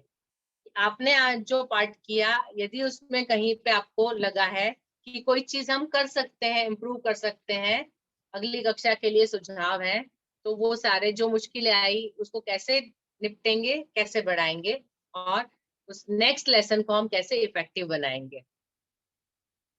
अभी आपके कोई क्वेश्चन है लेसन प्लानिंग, इस प्लानिंग में कहीं पे आपको कोई क्वेरी है?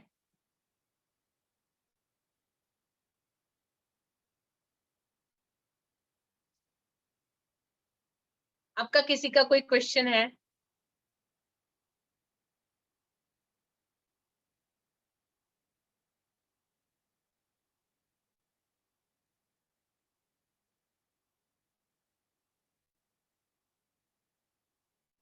सबको क्लियर है? मतलब मुझे लगता है मुझे इस हफ्ते जो नियत कार्य है बहुत अच्छा मिलने वाला है, क्योंकि सबको सब कुछ समझ में आ गया है, राइट?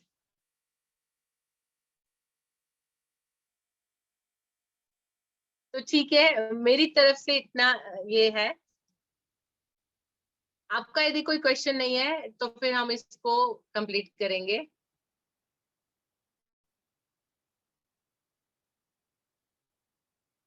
ठीक है तमकित जी। जी बहुत बहुत धन्यवाद मैम के लिए, जिन्होंने पाठ योजना संबंधी विषय के बारे में बहुत बढ़िया तरीके से सभी लोगों को समझाया। अब मैं महावीर वंदना के पाठ के लिए रूपाली जैन जी से निवेदन करूंगा कि वो महावीर वंदना के पाठ के साथ में आज के सत्र को समाप्त करेंगे। रूपाली जैन। सभी दोनों हाथों को जोड़ लीजिए। जो मोहे माया मान मत सर मान मत, मदन मदन बीर है। जो विपुल विघ्नों बीच में भी ध्यान धारण धीर है। जो तरड़ तारण भाव निवारण वो जलद के तीर है। बेबंदनीय जिन्हें सतीतं कर स्वयं महावीर है। जय बोली महावीर भगवान की जय। जय जिनेंद्र सभी को बहुत बहुत धन्यवाद। Thank you so much ma'am. जय जिनेंद्र मैम, शुभ रात्रि।